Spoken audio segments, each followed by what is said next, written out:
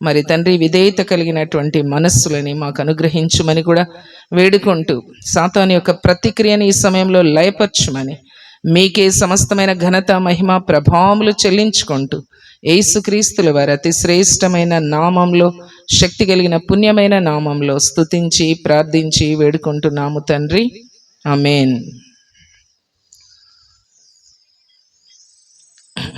ఈ రాత్రికాల సమయంలో, ఈ చివరి దినమున మరి ఎంతో చక్కని ఆహ్లాదకరమైనటువంటి వాతావరణంలో దేవుడు ఈ యొక్క మంచి స్థలంలో దేవుని ఆరాధించడానికి దేవుడు ఇచ్చినటువంటి యొక్క శ్రేష్టమైనటువంటి సమయాన్ని బట్టి దేవాది దేవునికి నేను ఎంతగానో కృతజ్ఞతాస్తుతులు చెల్లిస్తూ ఉంటున్నాను. అలాగే ఈ యొక్క సభకి నన్ను ఆహ్వానించినటువంటి మరి సంఘ కాపరి పాస్టర్ జర్మియా గారికి, అలాగే పాస్టర్ అమ్మ గారికి, మరి వాళ్ళు వచ్చి నన్ను ఆహ్వానించారు. అందును బట్టి కూడా నేను వాళ్ళకి నా హృదయపూర్వకమైన కృతజ్ఞతలు తెలియజేస్తూ ఉంటున్నాను. కూడి వచ్చినటువంటి మీ అందరికీ కూడా ప్రభు అయిన యేసుక్రీస్తు నామంలో శుభములు తెలియజేస్తూ ఉంటున్నాను. మరి సమయంలో ఇక్కడ బెతెస్దా స్వస్థత ప్రార్థన సేవా మందిరంలో మరి ఎంతో చక్కగా నేను వచ్చినప్పటి నుంచి గమనిస్తూ ఉంటున్నాను. చక్కగా యూనిఫామ్లో మరి క్వైర్ వాళ్ళు చక్కగా పాటలు పాడారు. అలాగే బ్రదర్స్ కూడా యూనిఫామ్లో చక్కగా పాటలు పాడారు. అలాగే సిస్టర్స్ అందరు కూడా యూనిఫామ్లో చక్కగా పాటలు పాడారు. సో ఒక స్కూల్ అధినేతగా యూనిఫామ్ని నేను చాలా ఎక్కువగా అభినందిస్తాను. మా పిల్లలు యూనిఫామ్ వేసుకురాకుంటే మేము కొడుతుంటాం. సో ఇక్కడ మీరందరూ కూడా అందరు డిఫరెంట్ ఏజెస్లో ఉన్నటువంటి వాళ్ళు చక్కగా యూనిఫామ్స్తో దేవుణ్ణి స్తుతించారు, దేవుని నామాన్ని ఘనపరిచారు. అందును బట్టి మరి నేను కూడా ఎంతగానో మరి సంతోషిస్తూ ఉంటున్నాను. ఓకే, దేవుని యొక్క వాక్యాన్ని ధ్యానించుకుందాం. మరి నేను పాస్టర్ గారిని అడిగాను, ఏమైనా అంశము ఉందా పాస్టర్ గారు, ఏదైనా నేను మాట్లాడవలసినటువంటిది అని అడిగినప్పుడు పాస్టర్ గారు చెప్పారు, లేదమ్మా, దేవుడు మీకు ఏ విషయాన్ని మాట్లాడమని మీతో బయలుపరిస్తే మీరు ఆ విషయాన్ని మాట్లాడండి అని చెప్పారు. అయితే నాకు పంపినటువంటి చిన్న పోస్టర్ అంటారా, దాంట్లో ఏమనుంది, రక్షణ, ఉజ్జీవ, సువార్త కుడికలు అని ఉంది. సో రక్షణ, ఉజ్జీవము, మరి సువార్తకి సంబంధించినటువంటి విషయాన్ని మాట్లాడాలని మరి పరిశుద్ధాత్మ దేవుడు నాకు ఇచ్చిన ప్రేరేపణని బట్టి ఈ యొక్క రాత్రికాల సమయంలో మరి దేవుని నడిపింపును బట్టి మేము ముందు నిలువబడి ఉంటున్నాను. మొట్టమొదటిగా మనము కొరింథీయులకు వ్రాసినటువంటి మొదటి పత్రిక 26వ వచనాన్ని చూద్దాం. అందులో మొదటి లైన్ని మాత్రం మనం చదువుకుందాం. సహోదరులారా, మిమ్మును పిలిచిన పిలుపుని చూడుడి. చాలా అంతవరకు మిమ్మును పిలిచిన పిలుపుని చూడుడి. దేవుడు మనల్ని పిలిచినటువంటి పిలుపు విషయంలో మరి భక్తుడైనటువంటి అపోస్తలుడైనటువంటి పౌలు గారు కొరింథీయులకు చెప్తూ ఉన్నారు. దేవుడు మనల్ని ఎందుకు పిలిచాడు అనేటటువంటిది ఇక్కడ మరి దేవుని యొక్క వాక్యంలో మనము ధ్యానించుదాం. మరి అలాగే గలతీయులకు రాసినటువంటి పత్రిక 5వ అధ్యాయం 13వ వచనాన్ని చూద్దాం. సహోదరులారా, చాలు, మీరు స్వతంత్రులుగా ఉండుటకు పిలువబడితిరి. ఏం చెప్తున్నాడు ఇక్కడ పౌలు గలతీయులకు రాసినటువంటి పత్రికలో? సహోదరులారా, మీరు, సహోదరులారా అంటే బ్రదర్స్ ఒక్కటే కాదు, మరి బ్రదర్ అని అనేటటువంటి మాట ఇంగ్లీష్లో ఉంటుంది. మరి దాని యొక్క ఒరిజినల్ లాటిన్ మాటకి మీరు సహోదరులు అంటే బ్రదర్స్ అండ్ సిస్టర్స్.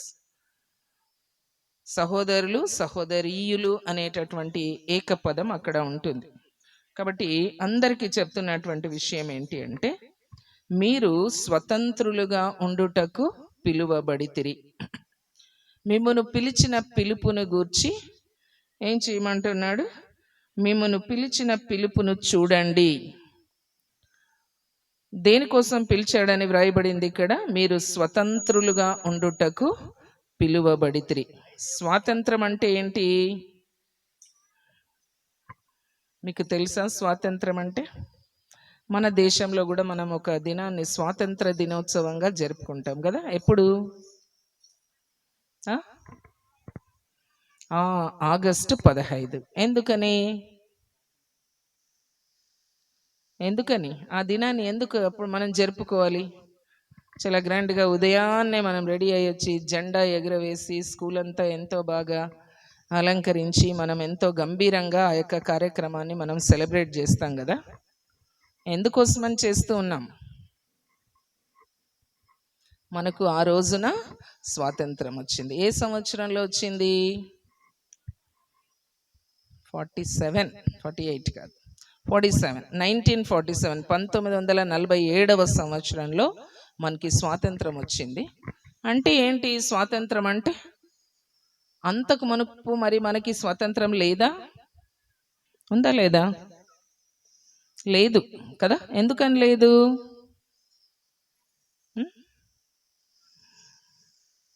మనల్ని మన భారతదేశం యొక్క భారతీయులు కాకుండా, ఇండియన్స్ కాకుండా ఎవరు పరిపాలిస్తూ ఉన్నారు అప్పుడు మనల్ని?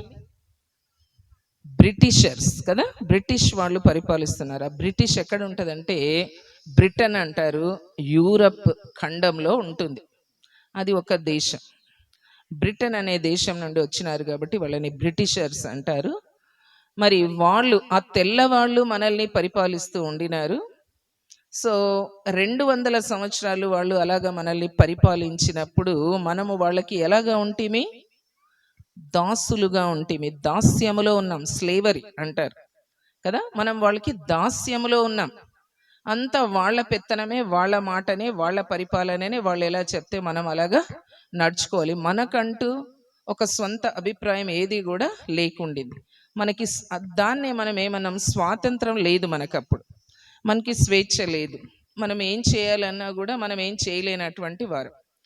సో అప్పుడు మన పెద్దలైనటువంటి వాళ్ళు, కొంతమంది నాయకులైనటువంటి వాళ్ళు ఏం చేశారు?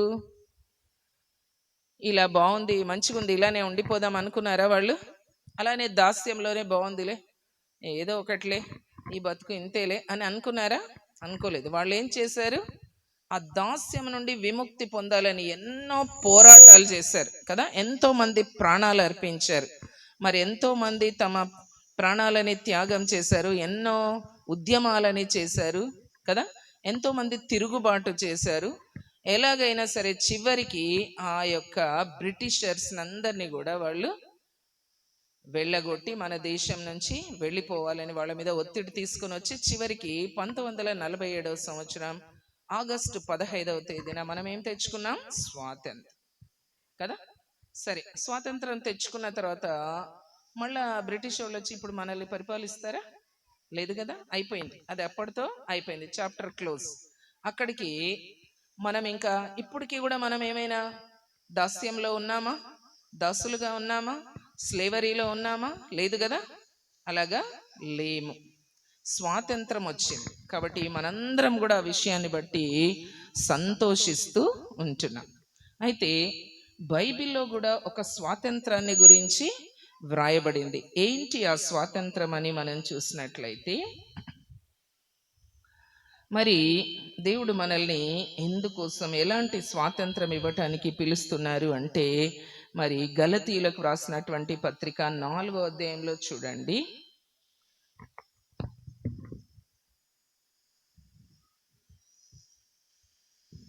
గలతీయులకు రాసినటువంటి పత్రిక 4వ అధ్యాయంలో మనం చూసినట్లయితే అక్కడ ఒక స్టోరీ, అంటే బైబిల్లో జరిగినటువంటిది, అబ్రహాము యొక్క స్టోరీని అక్కడ కొంత మెన్షన్ చేసి, దాస్యం అంటే ఏంటి, స్వాతంత్రం అంటే ఏంటి అనే విషయాల్ని అపోస్తలుడైనటువంటి పౌలు గలతీయుల సంఘానికి చాలా స్పష్టంగా వ్రాసాడు. మరి 22వ వచనం నుండి మనం చూద్దాము. నేను చదువుతాను ఆ స్టోరీని, మీరు చక్కగా వినండి. మరి దగ్గర 10 వచనాలు ఉన్నాయి, మీరు వినాలి. విన్న తర్వాత నేను మళ్ళీ మిమ్మల్ని క్వశ్చన్స్ అడుగుతాను. దాసి వలన ఒకడును స్వతంత్రురాలి వలన ఒకడును ఇద్దరు కుమారులు అబ్రహామునకు కలిగిరి అని వ్రాయబడి ఉన్నది గదా. అయినను దాసి వలన పుట్టినవాడు శరీర ప్రకారము పుట్టెను, స్వతంత్రురాలి వలన పుట్టినవాడు వాగ్దానమును బట్టి పుట్టెను. ఈ సంగతులు అలంకార రూపకముగా చెప్పబడి ఉన్నవి. ఈ స్త్రీలు 2 నిబంధనలై ఉన్నారు. వాటిలో ఒకటి సీనాయి కొండ సంబంధమైనదై దాస్యములో ఉండుటకు పిల్లలు కనును, అది హాగరు. ఈ హాగరు అనునది అరేబియా దేశంలో ఉన్న సీనాయి కొండయే. ప్రస్తుతం అందున్న యెరూషలేము దాని పిల్లలతో కూడా దాస్యమందున్నది గనుక ఆ నిబంధన దానికి దీటయి ఉన్నది. అయితే పైనున్న యెరూషలేము స్వతంత్రముగా ఉన్నది, అది మనకు తల్లి. ఇందుకు కనని గొడ్రాల సంతోషించుము, ప్రసవ వేదన పడనిదాన బిగ్గరగా కేకలు వేయుము. ఏలైనగా పెనిమిటి గల దాని పిల్లల కంటే పెనిమిటి లేని దాని పిల్లలు ఎక్కువ మంది ఉన్నారు అని వ్రాయబడి ఉన్నది. సహోదరులారా, మనమును ఇస్సాకు వలె వాగ్దానమును బట్టి పుట్టిన కుమారులమై ఉన్నాము. అప్పుడు శరీరమును బట్టి పుట్టినవాడు ఆత్మను బట్టి పుట్టిన దానిని ఏలాగు హింస పెట్టెనో ఇప్పుడును అలాగే జరుగుచున్నది. ఇందును గూర్చి లేఖనమేమి చెప్పుచున్నది? దాసిని దాని కుమారుని వెళ్ళగొట్టుము. దాసి కుమారుడు స్వతంత్రురాలి కుమారునితో పాటు వారసుడై ఉండడు. కాగా సహోదరులారా, మనము స్వతంత్రురాలి కుమారులమే గాని దాసి కుమారులము కాదు. ఇక్కడ ఎంతో స్పష్టంగా ఒక చక్కని అలంకార రూపకముగా చెప్పబడినటువంటి ఒక స్టోరీ ఇక్కడ వ్రాయబడింది. ఎవరి స్టోరీ ఇది? అబ్రహాము స్టోరీ కదా. అబ్రహాముకి మరి 75 సంవత్సరాలు ఉన్నప్పుడు దేవుడు ఏం చేశాడు? వాగ్దానం చేశాడు. నేను నీకు ఒక కుమారుణ్ణి ఇస్తాను అని వాగ్దానం చేశాడు.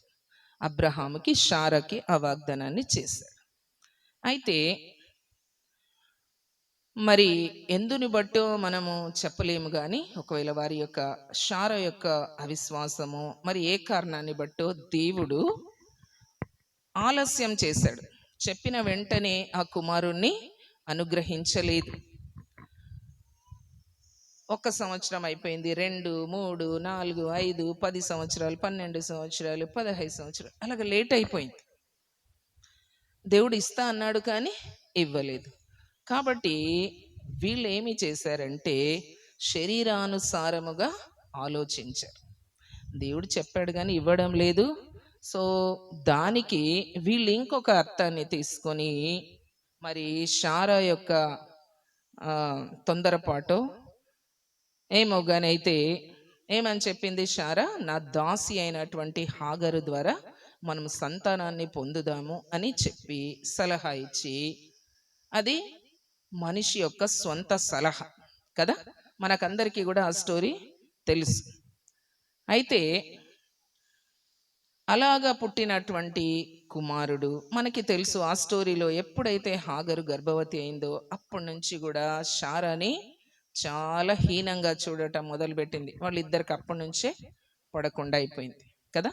కుమారుడు పుట్టిన తర్వాత కూడా మరి కొన్ని ఏండ్ల తర్వాత, అంటే అబ్రహాముకి 100 సంవత్సరాలు, షారాకి 90 సంవత్సరాలు, అంటే ఒక 25 ఇయర్స్, దేవుడు వాగ్దానం చేసిన 25 ఇయర్స్కి 25 సంవత్సరాలకి మరి 1 సంవత్సరం ముందు 24 సంవత్సరాలకి మళ్ళీ దేవుడు తన యొక్క దూతలని పంపి వచ్చే సంవత్సరం ఈనాటికి నేను నీకు వాగ్దానము చేసినటువంటి పుత్రుడు శారా గర్భంలో పుడతాడు అని చెప్పటం జరిగింది కదా.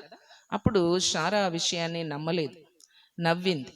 ఆ విషయాన్ని దేవుడు తెలుసుకొని, నీ భార్య అయిన శారా నవ్వనేలా, యెహోవాకు అసాధ్యమైనది ఏదైనా ఉన్నదా అని అడిగాడు కదా. అప్పుడు శారా భయపడి నేను నవ్వలేదు అన్నది. కానీ ఆమె తలుపు వెనక నిలవబడి నవ్వినటువంటి విషయాన్ని, ఆమె ఎంత సీక్రెట్గా నవ్వినా కూడా దేవుడు సమస్తము ఎరిగినవాడు గనుక దేవుడు ఆ విషయాన్ని తెలుసుకొని, శారా ఎందుకు నవ్వాలి, యెహోవాకు అసాధ్యమైనది ఏమైనా ఉన్నదా అని ప్రశ్నించినప్పుడు, అప్పుడు శారా యొక్క అవిశ్వాసము బయటపడింది. కాబట్టి శారా వెంటనే దేవుణ్ణి అప్పుడు నమ్మింది. అప్పుడు నమ్మి, అప్పుడు దేవుడు అదే 1 సంవత్సరానికి మళ్ళీ వాగ్దానంతో కూడినటువంటి పుత్రుణ్ణి ఇచ్చాడు కదా. అయితే ఇప్పుడు అబ్రహాము యొక్క సంతానములో ఇష్మాయేలు ఒకడు ఎలాగ పుట్టాడు, శరీరానుసారముగా పుట్టాడు కదా. దేవుడు వాగ్దానం చేసిన పుత్రుడా కాదు కదా. మరి ఇస్సాకు అయితే దేవుడు వాగ్దానం చేసినటువంటి పుత్రుడు. ఇప్పుడు మనలో కూడా చాలా మంది ఎలాగున్నామంటే, కొంతమంది శరీరానుసారులముగా ఉన్నాము, కొంతమంది వాగ్దాన పుత్రులుగా ఉంటున్నాం, లేదా మరి స్వతంత్రురాలి కుమారులముగా కుమార్తెలముగా ఉంటున్నాం. ఇక్కడ మనం చూసినట్లయితే మరి హాగరు విషయము ఏం చెప్పబడింది అంటే, ఇప్పుడున్నటువంటి ఈ లోకంలో ఉన్నటువంటి ప్రస్తుతం ఉన్నటువంటి యెరూషలేము దాని పిల్లలతో కూడా దాస్యమందు ఉన్నది. ఈ లోకములో ఉన్నటువంటి ఇప్పుడున్నటువంటి యెరూషలేము మరి ఎలాగుందంట, దాస్యమునకు సంకేతముగా ఉన్నది. అలాగే అయితే పైనున్న యెరూషలేము స్వతంత్రముగా ఉన్నది. 2 యెరూషలేములు ఉన్నాయని మనందరం కూడా గుర్తు పెట్టుకోవాలి. ఒక యెరూషలేము ప్రస్తుతము ఇశ్రాయేలు దేశంలో ఒక యెరూషలేము ఉంది కదా, చాలా మంది వెళ్ళి చూసి వస్తుంటారు. కొంతమంది అనుకుంటారు అక్కడికి, ఆ యెరూషలేంకి వెళ్ళొస్తే అది పుణ్యభూమి, హోలీ ల్యాండ్, కాబట్టి అక్కడికి పోయి వస్తే మేము పరలోకానికి పోతామని కొంతమందికి ఒక అపోహ ఉంటున్నది. కానీ ఆ ప్రస్తుతం అందున్నటువంటి యెరూషలేమును గురించి ఏమని చెప్తూ ఉన్నది దేవుని యొక్క వాక్యము, అది దాస్యమునకు గుర్తుగా ఉన్నది. అయితే పైనున్న యెరూషలేము అంటే ఏంటి, పరలోక పట్టణం కదా. పైనున్న యెరూషలేము అంటే అది పరలోక పట్టణం. అది దేనికి సాదృశ్యముగా ఉన్నది, స్వాతంత్రం పొందినటువంటి స్వతంత్రముగా ఉంటూ ఉన్నది. అలాగే మరి ఇంకా మనము కొంచెము కిందికి పోయినట్లయితే 28వ వచనంలో, సహోదరులారా మనమును ఇస్సాకు వలె వాగ్దానమును బట్టి పుట్టిన కుమారులమై ఉన్నాము. అప్పుడు శరీరమును బట్టి పుట్టిన వాడు ఆత్మను బట్టి పుట్టిన వానిని ఎలాగు హింస పెట్టెనో ఇప్పుడును అలాగే జరుగుచూ ఉన్నది కదా. శరీరానుసారులకు ఆత్మానుసారులకు చాలా తేడా ఉంటున్నది కదా. శరీరానుసారులు ఏం చేస్తూ ఉన్నారు, ఆత్మానుసారులని మరి వాళ్ళకి శత్రువులుగా ఉంటున్నట్లుగా మనం చూస్తూ ఉంటున్నాం. ఇందును గూర్చి లేఖనం ఏం చెప్పుచూ ఉన్నది అంటే, హాగరు దాసి కదా, దాని కుమారుడు శరీరానుసారముగా పుట్టాడు. కాబట్టి శరీరానుసారమైనటువంటి ప్రతిది కూడా దాసికి దాని కుమారునికి సంకేతముగా ఉంటూ ఉన్నది. అలానే మరి ఇస్సాకు విషయంలో అయితేనేమి, మరి చివరి వచనంలో, కాగా సహోదరులారా మనము స్వతంత్రురాలి కుమారులమే గాని దాసి కుమారులము కాము అని చెప్పబడింది కదా. మరి అందును బట్టి ఏం చేయాలంటున్నారు, దాసిని దాని కుమారుని వెళ్ళగొట్టుము. దాసి దేనికి సాదృశ్యంగా ఉన్నది, శరీరానుసారమైనటువంటి మనస్సుకి సాదృశ్యముగా ఉన్నది. కాబట్టి మనలో కూడా 2 స్వభావాలు ఉంటున్నాయి. శరీరానుసారమైనటువంటి స్వభావము, ఆత్మానుసారమైనటువంటి స్వభావము ఉంటూ ఉన్నది. కాబట్టి మన లోపలి నుండి దేనిని వెళ్ళగొట్టాలి అని దేవుని వాక్యం తెలియజేస్తుంది. దాసిని దాని కుమారుని వెళ్ళగొట్టుము అంటే ఏమని అర్థము? శరీరానుసారమైనటువంటి ప్రతి దానిని మనలో నుండి వెళ్ళగొట్టాలి. అలాగే ఆత్మానుసారం స్వతంత్రురాలి కుమారుడు ఏ విధంగా అయితే మరి ఇస్సాకు వారసుడై ఉన్నాడో, మనల్ని కూడా దేవుడు ఏం చేయాలనుకుంటున్నాడు? ఎందుకోసం పిలిచాడు? స్వతంత్రులుగా ఉండుటకు పిలిచానన్నాడు. స్వతంత్రురాలి కుమారుడు ఏమై ఉంటాడని చెప్పబడింది ఇక్కడ? వారసుడై ఉంటాడు కదా. ఏమని చెప్పబడింది? వారసుడై ఉంటాడు. కాబట్టి మనం ఏం చేయాలి? స్వతంత్రురాలి అంటే శారా యొక్క కుమారులమే కానీ దాసి కుమారులము కా. ఇక్కడ మనము 13వ వచనాన్ని చూసినట్లయితే మళ్ళీ అక్కడికి వెళ్దాము. సహోదరులారా, మీరు స్వతంత్రులుగా ఉండుటకు పిలువబడితిరి. అయితే ఒక్క మాట అన్నాడు. ఆ ఒక్క మాటని మనం చాలా జాగ్రత్తగా అర్థం చేసుకోవాలి. అయితే ఒక మాట, ఆ స్వాతంత్రమును శారీర క్రియలకు హేతువు చేసుకొనకూడదు. దేవుడు ఇచ్చినటువంటి ఈ స్వాతంత్రాన్ని మనము దేనికి హేతువుగా చేసుకొనకూడదు? శరీర క్రియలకు హేతువుగా చేసుకొనకూడదు. శరీర క్రియలు అంటే ఏంటి అని మీరు అనుకోవచ్చు కదా. అదే అధ్యాయంలో 19వ వచనంలో చూడండి, శరీర కార్యములు స్పష్టమై ఉన్నవి. చాలా క్లియర్గా ఇక్కడ వ్రాయబడి ఉన్నవి. శరీర కార్యాలు అంటే ఏంటివో ఇక్కడ స్పష్టంగా వ్రాయబడ్డాయి. ఏంటి అవి అంటే జారత్వము, అపవిత్రత, కాముకత్వము, విగ్రహారాధన, అభిచారము, ద్వేషములు, కలహము, మత్సరములు, క్రోధములు, కక్షలు, భేదములు, విమతములు, అసూయలు, మత్తతలు, అల్లరితో కూడిన ఆటపాటలు మొదలైనవి కదా. ఎన్ని విషయాలు ఇక్కడ చెప్పారో చూడండి.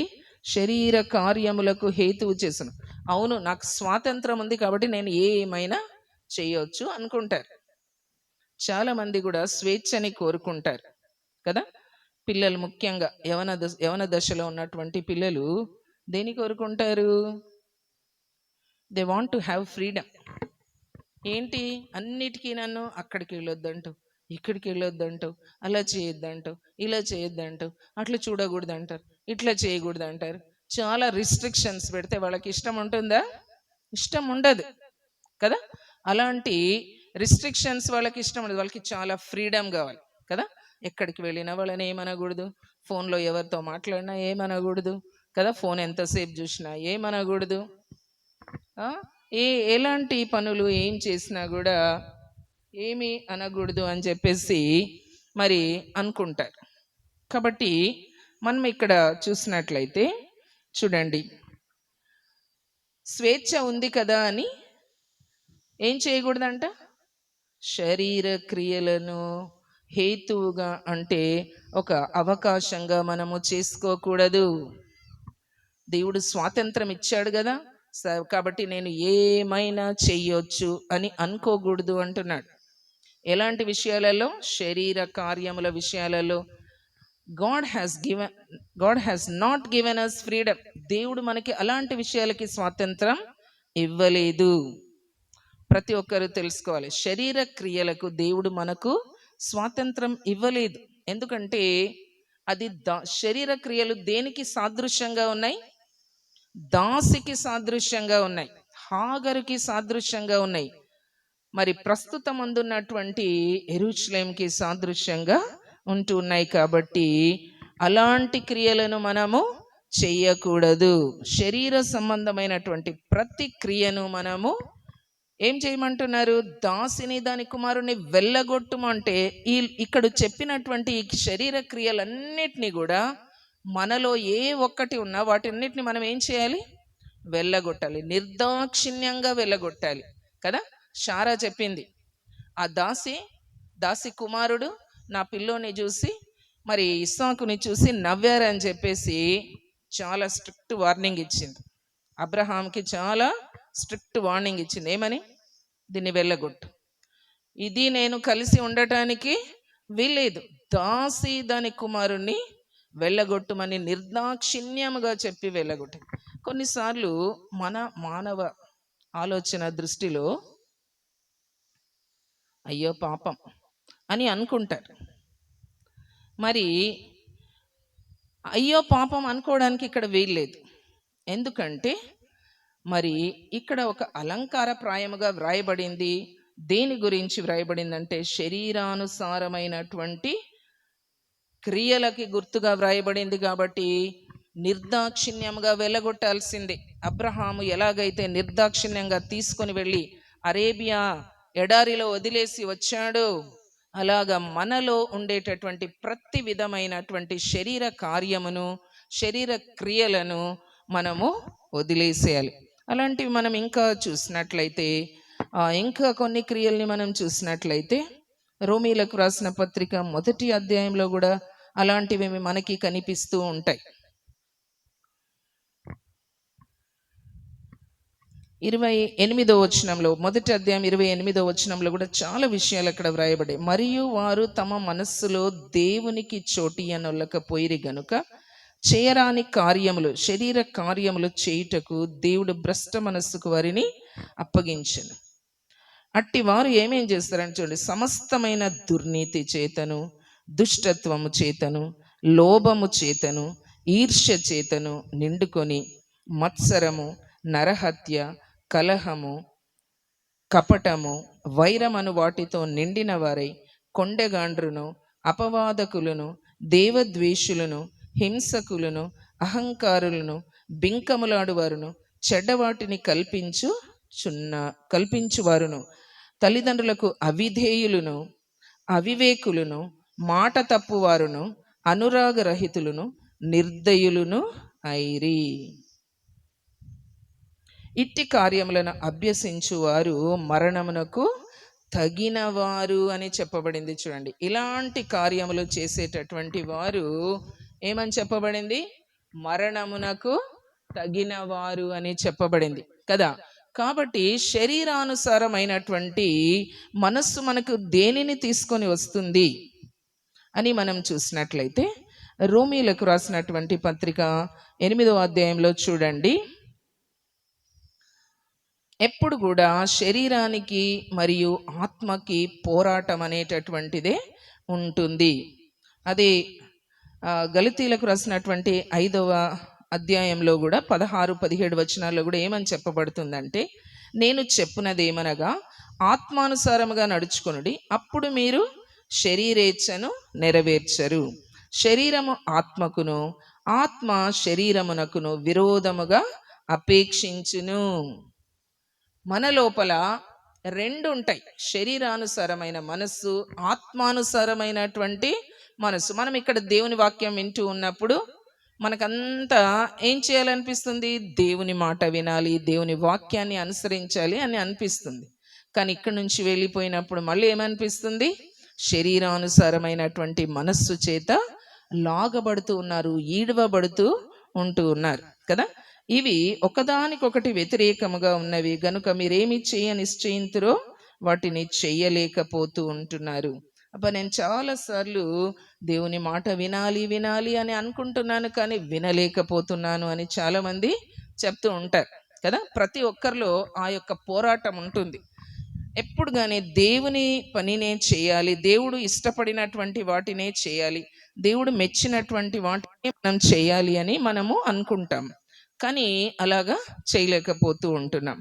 మరి అందుని బట్టి రోమీలకు రాసిన పత్రిక 8వ అధ్యాయంలో భక్తుడైనటువంటి పౌలు 2వ వచనంలో ఏం చెప్తున్నాడంటే, క్రీస్తు యేసునందు జీవమునిచ్చు ఆత్మ యొక్క నియమము పాప మరణముల నియమము నుండి నన్ను విడిపించెను. చూడండి, ఇక్కడ 2 నియమములు ఉన్నట్లుగా మనం చూస్తున్నాం. జీవమునిచ్చు ఆత్మ యొక్క నియమము, జీవమునిచ్చు ఆత్మ యొక్క నియమము ఒకటి, పాప మరణముల నియమము ఒకటి. ఇక్కడ 2 నియమములు ఉన్నట్లుగా మనం చూస్తుంటున్నాం. ఒకటి జీవమునిచ్చు ఆత్మ యొక్క నియమం కదా. మరి ఇది దేవుడు మనల్ని స్వతంత్రులుగా చేసి ఆత్మానుసారులుగా మార్చటానికి దేవుడు ఇలాంటి నియమాన్ని మనలో పెట్టాడు. అలానే మరి ఒక నియమం ఉంటున్నది, పాప మరణముల నియమం. పాపము వలన వచ్చు జీతము మరణము కదా. పాపము వలన వచ్చు జీతము మరణం. అయితే ప్రభు అయిన యేసుక్రీస్తునందు, యేసుక్రీస్తు మనకి ఎలాగొచ్చాడు? కృపావరముగా, నిత్య జీవం ఇచ్చుటకు కృపావరముగా దేవుడు ఈ లోకమునకు వచ్చాడు కదా. అదే రోమీలకు రాసిన పత్రిక 6వ అధ్యాయము చివరి వచనంలో ఉంది కదా, ఏలైనగా పాపం వలన వచ్చు జీతం మరణం, అయితే దేవుని కృపావరము మన ప్రభు అయిన క్రీస్తు యేసునందు నిత్య జీవము కదా. మరి మనము మరణం పొందాలని అనుకుంటున్నామా, లేదా నిత్య జీవానికి వెళ్ళాలని ఆశిస్తూ ఉంటున్నామా? ఏది చేయాలని మన యొక్క ఆశయై ఉంటూ ఉన్నది కదా.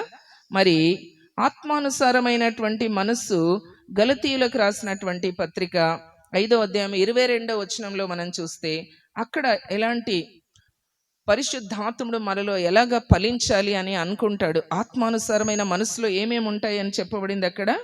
ప్రేమ, సంతోషము, సమాధానము, దీర్ఘశాంతము, దయాళుత్వము, మంచితనము, విశ్వాసము, సాత్వికము, ఆశానిగ్రహము. ఇట్టి వాటికి విరోధమైన నియమము ఏదియో లేదు అని చెప్పబడింది కదా. మనము జీవమునిచ్చు ఆత్మ యొక్క నియమమును గురించి నేర్చుకున్నాము. అదే ఇక్కడ చెప్పబడింది. ఆత్మ యొక్క నియమం ఏంటి? ప్రేమ, సంతోషము, సమాధానము, దీర్ఘశాంతము, దయాళుత్వము, మంచితనము, విశ్వాసము, సాత్వికము, ఆశ నిగ్రహం. సో నేను వీటన్నిటిని కూడా కొంచెం కొంచెం ఎక్స్ప్లెయిన్ చేయాలని అనుకున్నాను, కానీ వాతావరణంలో చిన్న మార్పు వస్తున్నందువలన మళ్ళీ ఫాస్ట్గా వెళ్ళాలని ఆశిస్తూ ఉంటున్నాను. ఇట్టి వాటికి విరోధమైనటువంటి నియమము ఏది కూడా లేదు కదా. ఆత్మానుసారమైనటువంటి నిత్య జీవమునకు వెళ్ళేటటువంటి దారికి వేరే నియమం ఇంకా ఏది కూడా లేదు. అలానే క్రీస్తు యేసు సంబంధులు శరీరమును దాని ఇచ్చలతోనూ దురాశలతోనూ ఏం చేశారు? సిలువ వేసి ఉన్నారు కదా. క్రీస్తు యేసు సంబంధులు ఏం చేస్తున్నారు? శరీరమును, వినాలి, శరీరమును ఏం చేస్తున్నారు వాళ్ళు? శరీరమును అంటే ఈ శరీరాన్ని కాదు, శరీర క్రియలు.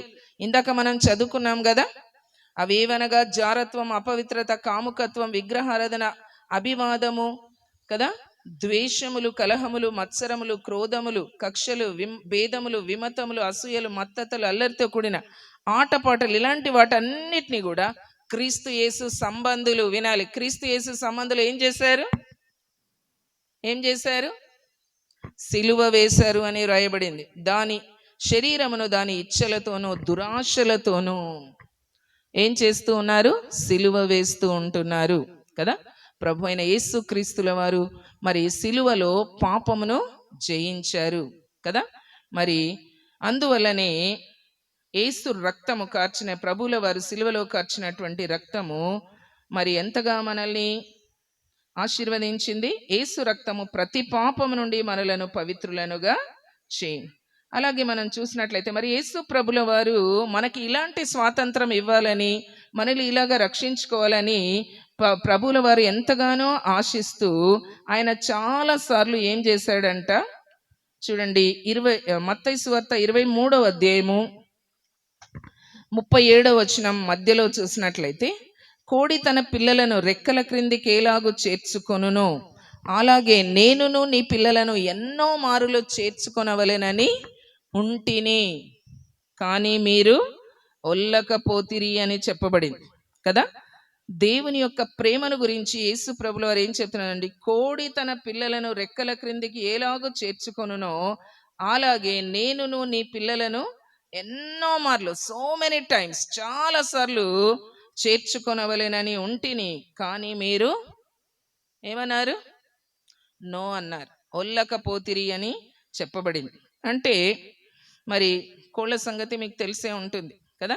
చూసారా మీరు కోళ్ళని? కోడి గుడ్లు పెట్టి పొదిగిన తర్వాత దానికి కొన్ని పిల్లలు పుడతాయి కదా, 10, 12, 15 అట్లా పిల్లలు ఉంటాయి. అది ఎప్పుడు ఏం చేస్తుందంటే తల్లి కోడి తన పిల్లల్ని వెంబటి పెట్టుకొని వాటికి గింజలు వెతుకుతూ తిప్పుతూ ఉంటాయి. అలా తిప్పుతూ ఉన్న సందర్భంలో పైన ఒక శత్రువు తిరుగుతూ ఉంటాడు. ఆ కోడి పిల్లలకి కోడికి శత్రువు ఎవరు? గద్ద కదా. అలా పైన తిరుగుతూ ఉంటాడు. అలా తిరిగేటప్పుడు మరి ఆ విషయాన్ని ఎవరు గమనిస్తారు? కోడి గమనిస్తుంది కదా. శత్రువు పైన తిరుగుతున్నాడు, ఈ పిల్లల్ని ఎత్తుకొని పోవడానికి గ్రద్ద ప్రయత్నిస్తున్నట్లుగా మరి కోడి గమనించి కోడి ఏం చేస్తుంది? వెంటనే కుక్కు కుక్కు కుక్కు కుక్కు కుక్కు కుక్కు అని అరుస్తుంది కదా. అలా అరిచినప్పుడు కోడి పిల్లలు ఏం చేస్తాయి? అలర్ట్ అయిపోతాయి కదా. వెంటనే వాటికి ఆ గిద్ద ఏం తెలియదు, ఆ సంగతి ఏం తెలియదు, కానీ అవేం చేస్తాయి? వెంటనే తల్లి పిలిచిందని తల్లిలాగా రెక్కలు చాపుకుంటే అన్ని కిందికి వచ్చి తల్లి రెక్కల క్రింద దాక్కుంటాయి. అయితే ఏదైనా ఒక పిల్ల దాక్కోలేదనుకోండి, నో, అమ్మ పిలిచినా నేను వెళ్ళను, కుక్క అని ఎంతసేపు అన్నా నేను వెళ్ళను అనుకొని అది అక్కడే బయట తిరుగుతూ ఉందనుకోండి, ఏం జరుగుతుంది? గద్ద వచ్చి దాన్ని ఎత్తుకొని పోతుంది కదా. అలానే ప్రభువుల వారు అనేక సార్లు మనల్ని ఇలాగ వాక్యం వింటూ ఉన్నప్పుడు, అనేక మంది దైవ సేవకుల ద్వారా వాక్యాన్ని వినిపిస్తూ ఉన్నప్పుడు, మీ సంఘ కాపరి గారు మీకు వాక్యాన్ని వినిపిస్తున్నప్పుడు చాలాసార్లు దేవుడు మిమ్మల్ని ఏం చేస్తున్నాడు? పిలుస్తున్నాడు తన రెక్కల క్రిందికి చేర్చుకోవాలని. మరి గ్రద్ద లాంటి సాతానుడు ఏం చేస్తాడు? మనల్ని ఎత్తుకొని పోవాలని ప్రయత్నిస్తాడు. కాబట్టి మనకి ఏ స్వభావాన్ని తీసేస్తాడు?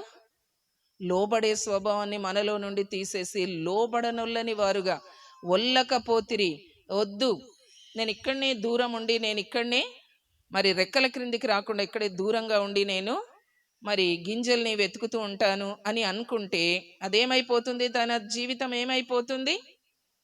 మరణానికి లోనవుతుంది. గ్రద్ద వచ్చి దాన్ని ఎత్తుకొని పోతుంది. అప్పుడు ఏం జరుగుతుంది? చనిపోతుంది కదా. ఆ చిన్న పిల్ల ఏమైపోతుంది? చనిపోతుంది. కాబట్టి యేసు ప్రభు కూడా ఏమని చెప్తున్నాడు? అనేక సార్లు అంట, ఒక్కసారి కాదు, మనం చాలా సార్లు వాక్యం వింటాం, కానీ చాలా అవిధేయత ఉంటుంది మనకి, చాలా చాలా అవిధేయత ఉంటుంది. కాబట్టి ఈ అవిధేయతను బట్టి మనం ఏం చేస్తాము? దేవుడు ఎంత పిలుస్తున్నా కూడా దేవుని దగ్గరికి మనము రాము, వద్దు వద్దు అనుకుంటారు కదా. అలాంటి వాళ్ళ కోసము ఏమి ఇక్కడ ఉంటున్నది చూడండి, యెషయా గ్రంథం 5వ అధ్యాయంలో చూడండి. అలాంటి వారి కోసము ఏది చాలా కాసుకొని ఉంటున్నది అని అక్కడ చెప్పబడింది. 5వ అధ్యాయము, యెషయా గ్రంథం 5వ అధ్యాయం 14వ వచనం చూడండి. అందుచేతనే పాతాళము గొప్ప ఆశ పెట్టుకొని అపరిమితముగా తన నోరు తెరుచుచూ ఉన్నది కదా. అందువల్లనే పాతాళం అంటే ఏంటి? నిత్య నరకము కదా. పాతాళం అంటే ఏంటి? నిత్య నరకం. నరకం ఎలాగుంటుంది అని చెప్పబడింది వాక్యంలో? అగ్ని ఆరదు, పురుగు చావదు, అక్కడ ఏడుపును పండ్లు కొరుకుటయు ముండును, కటిక చీకటిలోకి త్రోయబడుతూ ఉంటున్నారు కదా. భయంకరమైనటువంటి స్థలం అది. ఎంత చాలా హాయిగా ఉంటుందా? అలాంటి స్థలం ఎలా ఎదురు చూస్తుందంట? ఎలాగ నోరు తెరుచుకున్నది? గొప్ప ఆశ పెట్టుకొని. నోరు ఎలా తెరిచింది? అపరిమితముగా. నోరు ఎలా తెరిచింది? No limit. నోరు ఎవరైనా తెరవండి, ఎంతవరకు తెరుస్తారు? ఇంతకంటే ఎక్కువ ఏం తెరవలేం మనం. మనకు ఒక పరిమితి ఉంది. మన నోరు తెరవడానికి ఎంత ఉంది? ఒక పరిమితి ఉంది. ఇంత తెరుస్తాం అంతే, అంతకంటే ఎక్కువ మనం ఏం తెరవలేం, మనకి పరిమితి ఉంది. కానీ పాతాళం యొక్క నోటికి ఏం లేదంట? పరిమితి లేదు. అంటే ఎంతమందిని అంటే అంతమందిని మింగటానికి పాతాళం ఎలాగ కాచుకొని కూర్చున్నది? అపరిమితముగా నోరు తెరుచుకొని ఉన్నది కదా. మరి వారిలో గనులైన వారును నిరాహారులుగానున్నారు. సరే అక్కడ కాదు. వారిలో గనులను సామాన్యులను గోషి చేయువారును హర్షించువారును పడిపోదు. శరీరానుసారులైనటువంటి వాళ్ళందరూ కూడా అందులో పడిపోవుదురు అని వ్రాయబడింది. కాబట్టి ఈ రాత్రికాల సమయంలో మనల్ని మనము చక్కగా పరీక్షించుకోవాలి. చాలా చక్కని అర్థవంతమైనటువంటి పాటల్ని పాడారు.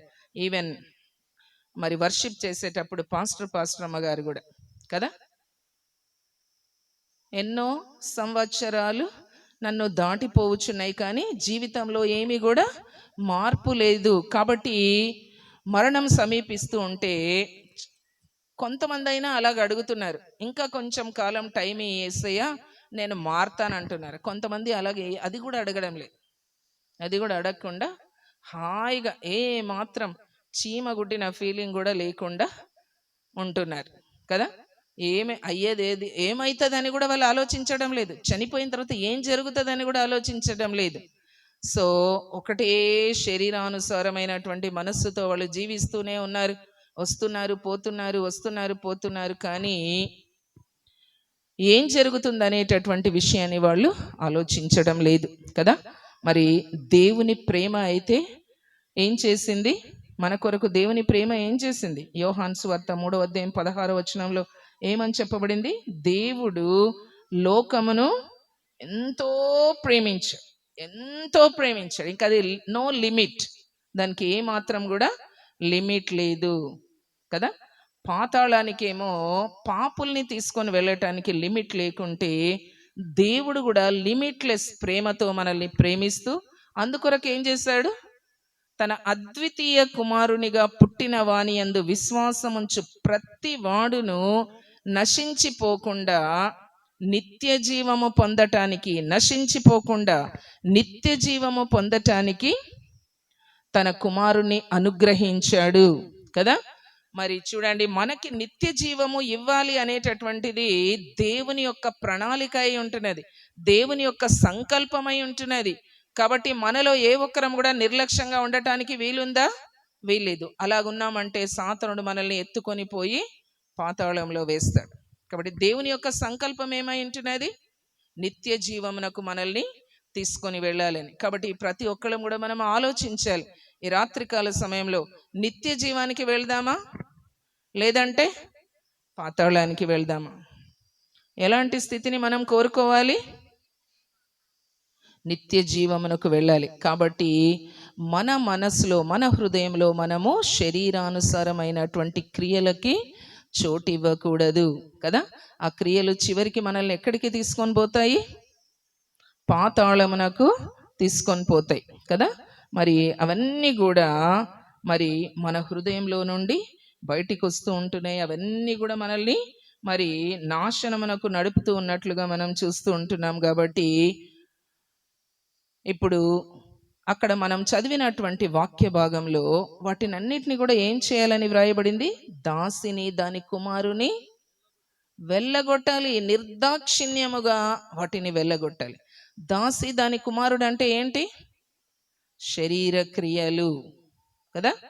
శరీరానుసారముగా పుట్టాడు కాబట్టి, శరీరానుసారముగా హాగరు సంతానాన్ని కలిగించింది కాబట్టి ఏమాత్రం కూడా మరి దయా దాక్షిణ్యాలు లేకుండా వాటన్నిటిని కూడా మన లోపల నుంచి తొలగించాలి కదా. ఎన్ని చెప్పినా ఏమి చేసినా మళ్ళీ మనం ఏం చేస్తాము? సాయంత్రం అయ్యేసరికి సీరియల్ వస్తే అది ఎప్పుడు వస్తుందో కూడా నాకు తెలియదు. మధ్యాహ్నం వస్తుందా, సాయంత్రం వస్తుందా, రాత్రి వస్తుందా? మీకు తెలుసు కానీ చెప్పట్లేదు కదా. తెలుసు. అది వచ్చిందంటే ఏమైపోతారు? శరీర క్రియలకి చోటిచ్చేస్తారు కదా. అదే జరుగుతుంటుంది. ఆత్మ నియమం ఒకటి మన లోపల ఉంటుంది, పాప నియమం ఒకటి ఉంటుంది. ఆత్మ నియమమేమో మనకి ఎప్పుడు ఏం చెప్తుందంటే నువ్వు జీవానికి వెళ్ళాలి, నువ్వు నిత్య జీవానికి వెళ్ళాలి, నువ్వు నిత్య జీవానికి వెళ్ళాలి అని చెప్తూ ఉంటుంది. కానీ పాప నియమం ఏం చేస్తుంది? మనల్ని మభ్యపెట్టేసి మరణానికి తీసుకొని వెళ్తుంది, నిత్య నరకానికి మనల్ని తీసుకొని వెళ్తున్నది. కానీ దేవుని యొక్క ప్రణాళిక మన ఎడల ఆ విధంగా లేదు కదా. కాబట్టి మరి రోమిలకు రాసిన పత్రిక 8వ అధ్యాయం 1వ వచనంలో ఏమని చెప్పబడిందంటే, కాబట్టి ఇప్పుడు క్రీస్తు యేసునందున్న వారికి ఏ శిక్షా విధియు లేదు అని చెప్పబడింది. క్రీస్తు యేసునందు ఉన్నటువంటి వారికి ఎలాంటి శిక్షా విధి లేదు కదా. శిక్షను ఎవరైనా కోరుకుంటారా? కోరుకుంటారు. ఈరోజు నేను బాగా పనిష్మెంట్ ఇచ్చాను నేను మా పిల్లలకి. ఒక్కరు కూడా హోంవర్క్ రాసుకురాలి. ఆ క్లాస్లో దగ్గర 50కి పైనే బాయ్స్ ఉన్నారు, 30కి పైనే గర్ల్స్ ఉన్నారు. అందరినీ కంబైన్ చేసి పెడితే కూడా not even a single student. ఎంత కోపం రావాలి నాకు కదా. బాగా దెబ్బలు పడినాయి. ఇంకన్నీ చెప్పని ఎలాగ పడ్డాయో సరే కదా. శిక్ష, కానీ ఆ శిక్ష వాళ్ళకి ఇష్టం ఉంటుందా? ఉండదు. కానీ ఎందుకు నేను శిక్షిస్తూ ఉంటున్నాను? వాళ్ళు బాగా చదువుకోవాలి అన్నది నా ఆశ, నా తాపత్రయం. నా స్కూల్లో చదువుతూ నా దగ్గర పిల్లలు వాళ్ళందరూ కూడా మంచిగా చదువుకోవాలి అన్నటువంటి ఉద్దేశంతో ఆ యొక్క శిక్షని వాళ్ళకి నేను వేస్తూ ఉన్నాను కదా. మరి క్రీస్తు యేసునందు ఉన్నట్లయితే మనకి అలాంటి శిక్షలు ఏవి కూడా ఉండవు. లేకపోతే ఏమని చెప్పబడింది? మార్కు సువార్త 16వ అధ్యాయంలో, నమ్మి బాప్తిస్మము పొందినవాడు రక్షింపబడును. ప్రభు అయిన యేసునందు మనం విశ్వాసం ఉంచినట్లయితే, ఆయనని మనము నమ్ముకున్నట్లయితే, నమ్మి బాప్తిస్మం కూడా తీసుకోవాలి. ఏం చేయాలి? బాప్తిస్మం. కొంతమంది నమ్ముతారు కానీ తీసుకోరు.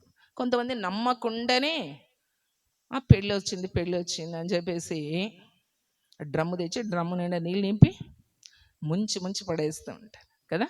పిల్లగాడు ఎక్కడ పోయి పట్టుకరండి అంటారు, ముంచితే. పిల్ల ఎక్కడ పోయి పట్టుకరండి అంటారు, ముంచితే కదా. అది బాప్తిస్మమేనా? నమ్ముకున్నారా? వాళ్ళు నమ్ముకోలేదు. ఎందుకు తీసుకున్నారో కూడా వాళ్ళకి తెలియదు. వాళ్ళు అనుకుంటారు ఇది పెళ్లి చేసుకోవడానికి ఇది ఒక అర్హతనేమో అనుకుంటారు. అట్లాంటిది కాదు కదా.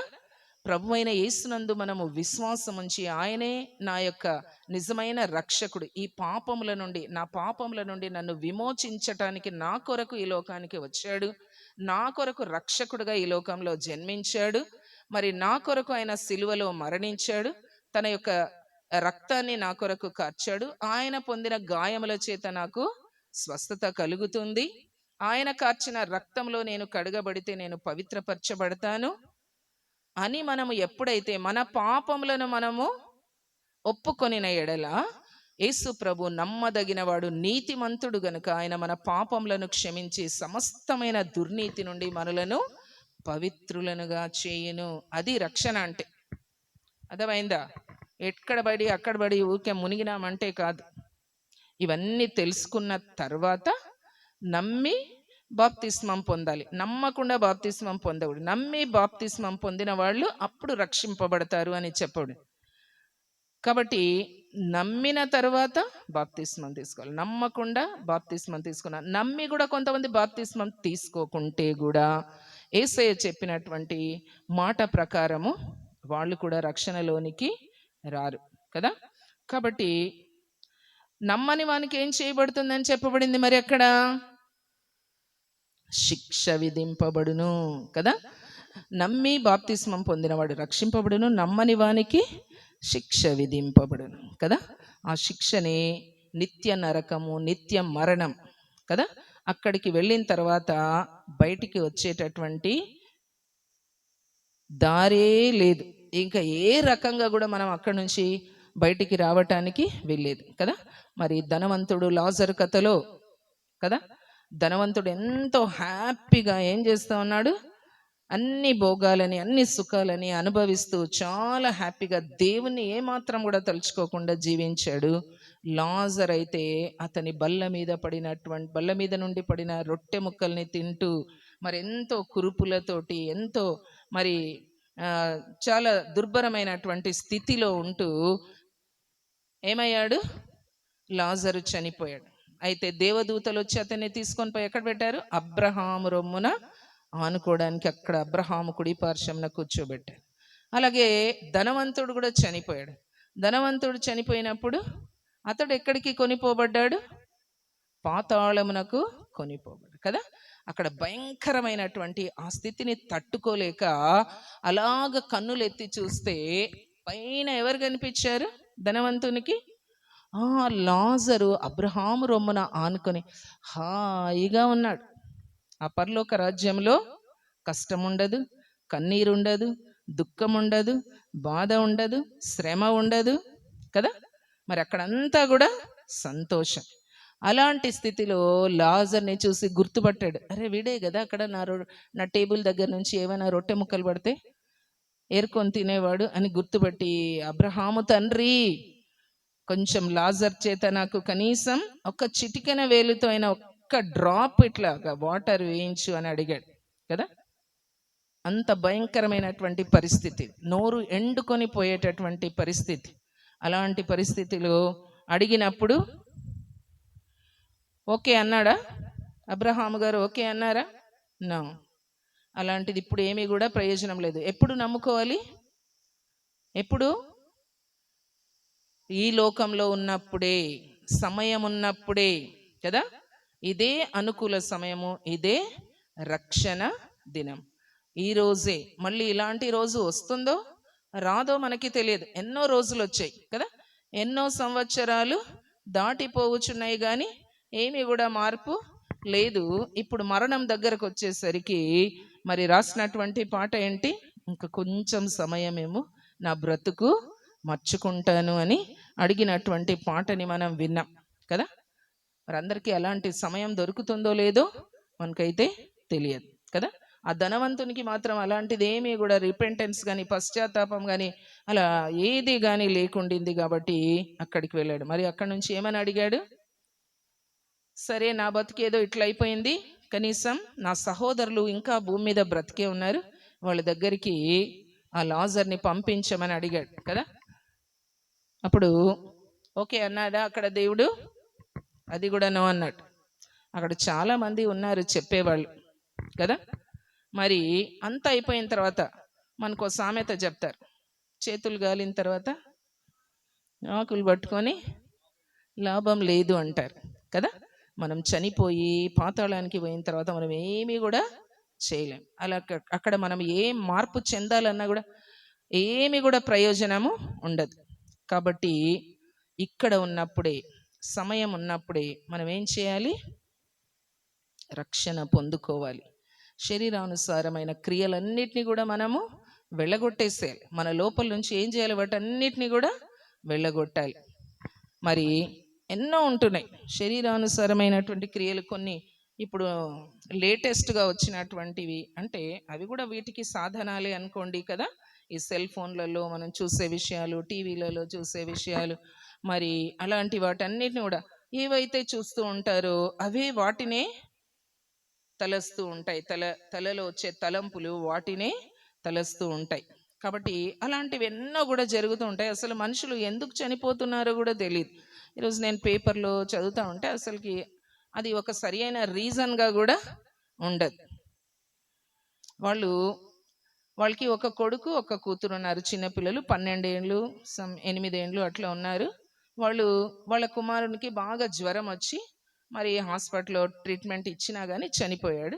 చనిపోతే ఆ విషయాన్ని తట్టుకోలేక తల్లిదండ్రి ఇంకా ఆ పిల్లోడు లేనటువంటి ఆ లోటుని వాళ్ళు తట్టుకోలేక వాళ్ళు ఏం చేశారంటే ఏదో కూల్ డ్రింక్లో ఏదో పురుగుల మందు వేసుకొని వాళ్ళు ముగ్గురు కూడా, వాళ్ళ పాపకి కూడా తాపారు, వాళ్ళు కూడా తాగేశారు.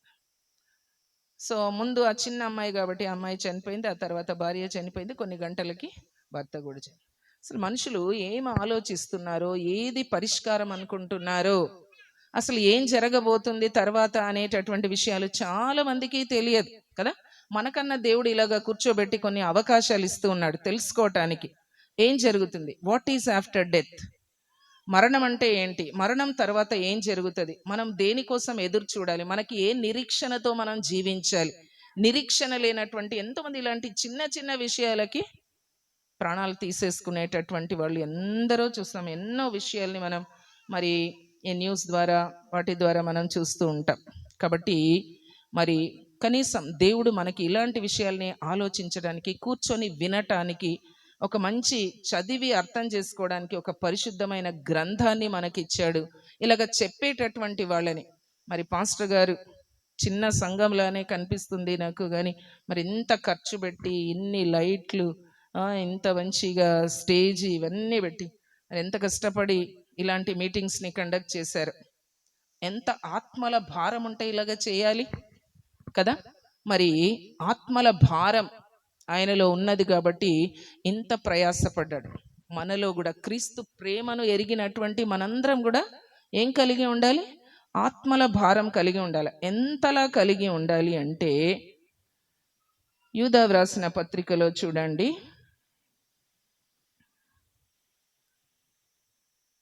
ప్రకటన కంటే ముందర ఉంటుంది కదా, యూదా వ్రాసినటువంటి పత్రిక 23వ వచనాన్ని చూడండి. అగ్నిలో నుండి లాగినట్టు కొందరిని రక్షించుడి. చూడండి, అగ్నిలో నుండి లాగినట్లుగా కొందరిని లాగాలి. ఇలాగ నేను వాక్యం చెప్తూ ఉన్నా కానీ నా హృదయంలో ఒక మంట ఉంటుంది. ఇలా చెప్పబడినటువంటి వాక్యము ద్వారా కొందరైనా రక్షింపబడాలి, చెప్పబడిన వాక్యం ద్వారా కొందరైనా రక్షింపబడాలి అన్న ఏదో ఒక మంట నా హృదయంలో రగులుతూ ఉంటుంది. మరి ఇది దేవుడు తన యొక్క వాక్యం ద్వారా మనతో మాట్లాడుతూ ఉన్నప్పుడు దేవుడు మన హృదయాల్లో కార్యము జరిగించాలి. లేకపోతే ఏమైపోతుంది? చాలా మందిలో దేవుని యొక్క వాక్యము ఫలించవలసినట్లుగా ఫలించడం లేదు. అందుకని యేసు ప్రభుల వారు ఒక ఉపమానం చెప్పారు కదా. కొందరు, ఒక వ్యక్తి ఏం చేశాడు, విత్తనములు చల్లుతూ ఉన్నప్పుడు పడిన వెంటనే ఏమైపోయినాయంట? అవి పక్షులు ఏం చెప్పట్లేదు, తెలీదా ఈ స్టోరీ? ఎంత గట్టిగా అట్టే నిలబడింది. వర్షం వస్తుంటే ఆపింటే బాగుంటుండే కదా. వర్షం వచ్చినా అట్టే నిలబడి అట్టే చెప్తా ఉంది అనుకుంటున్నారు కదా. కొంతమంది అక్కడిక్కడ నుసులుతూ ఉన్నారు వర్షం వచ్చినప్పుడు. దేవుడు కూడా గట్టోడే. వీళ్ళు ఎట్లా ఏం చేస్తారో చూద్దాం, పోతారా, కూర్చుంటారా, లేచిపోతారా, ఏం చేస్తారా. సో నేను కూడా గట్టిగా తీరుకున్నాను. ఏమన్నా కానీ దేవా, ఎంత వర్షం వచ్చినా నేను మాత్రం చెప్పదలుచుకున్నది చెప్పేస్తాను అని అనుకున్నా. సో దేవునికి మహిమ కలుగును గాక. మరి కొంతమంది వాక్యం వింటారు, ఇంత మంచి వాక్యం విన్నారు, కానీ కొంతమందిలో ఏం జరుగుతుందో తెలుసా? ఏం జరుగుతుంది? విత్తనం వేసిన వెంటనే దారి ప్రక్కన పడ్డాయి, పక్షులు ఎత్తుకొని వెళ్ళి. అలా అని సాతానుడు ఎంత అలర్ట్గా కాచుకొని ఉంటాడంటే, నీవు విన్న వాక్యాన్ని వినడం ఆలస్యం ఎత్తుకొని పోతాడు, వినటం ఆలస్యం ఎత్తుకొని పోతాడు. నీలో ఒక్కొక్క పాయింట్ ఇలాగ పడుతూ ఉంటే ఎత్తుకొని పోతూ ఉంటాడు. అంత ఇదిగా మరి పక్షులు ఎలాగైతే ఇవి గింజల్ని ఎత్తుకొని పోతున్నాయో అలాగ సాతానుడు ఎత్తుకొని పోతాడు కొంతమంది. ఇంకా కొంతమందిని గురించి యేసు ప్రభుల వారు ఏం చెప్పారంటే, రాతి నేలను పడినటువంటి విత్తనం వలె ఉంటుంది. వారిలో వాక్యం ఎలాగుంటుందంట? రాతి నేలను పడిన విత్తనం లాగా ఉంటుందంట. రాతి నేలలో పడినటువంటి విత్తనం ఏమవుతుంది? మొలుస్తుంది. కొంచెం దాని మీద కొద్దిగా మట్టి ఉంటుంది కాబట్టి అదింత మట్టిలో అది కొంచెం పైకి వస్తుంది. కాకపోతే సూర్యుని యొక్క ఎండ వేడిమికి వేరు లోపలికి పోలేదు కాబట్టి వెంటనే ఏమైపోతుంది? అది మాడిపోతుంది. అలానే మనం వాక్యం వింటాం, కానీ కొంతకాలానికి మనకి ఏవైనా శ్రమలు గీమలు ఏవైనా కొన్ని వచ్చినప్పుడు, లేకుంటే గ్యాప్ వచ్చినప్పుడు, అవి ఇవి వస్తాయి కదా మన మధ్యలో, సినిమాలు, సీరియళ్ళు, ముచ్చట్లు, ఇంకా ఏవేవో విషయాలన్నీ మన మధ్యలోనికి వచ్చేసి వెంటనే ఏమైపోతుంది? అది ఈ రోజు ఉండింటది, ఇప్పుడు ఉంటుంది, కానీ ఇంటికి పోయే లోపల ఏమైపోతుంది? అది మాడిపోతుంది. తర్వాత ఇంకా కొన్ని విత్తనాలు ఎక్కడ పడ్డాయంట? ముళ్ళ పొదలలో పడ్డాయి. వాటికేమో నేల కింద బాగానే ఉంది కదా, కాబట్టి వేరు అయితే కొంచెం లోపలికి పోయింది, కానీ పైన ఎదుగుదామంటే అన్ని ముళ్ళ కంపలు, గచ్చ పొదలు ఉండి అవి ఏం చేసినాయంట? అణిచివేసినాయి. కాబట్టి ఆ యొక్క చెట్టు పైకి రాలేకపోయింది. అలానే ఐహిక విచారములు, ధనమోసములు, ఇంకా రకరకాలైనటువంటి లోక సంబంధమైనటువంటి శరీర క్రియలన్నీ కూడా వచ్చేసి ఏం చేస్తాయి? విన్న వాక్యాన్ని మనలో ఫలించకుండా ఎక్కడ వేసిన గొంగడి అక్కడే అన్నట్లుగా పోతుంది. కానీ మంచి నేలను పడినటువంటి విత్తనాలు ఏమైనాయని వ్రాయబడింది? కొన్ని 30 కొన్ని 60 కొన్ని 100 ఫలించాయి అని చెప్పబడుతుంది కదా. 100%, కొన్ని 30%, కొన్ని 60%, కొన్ని 100% కదా. మనము పిల్లలు ఇక్కడ చాలామంది ఉన్నారు. మీ అందరికీ ఎన్ని మార్క్స్ రావాలని కోరుకుంటారు మీరు? 30 వస్తే చాలు అనుకుంటారా? 60 వస్తే చాలు అనుకుంటారా? 100 వస్తే బాగుంటుంది అనుకుంటారా?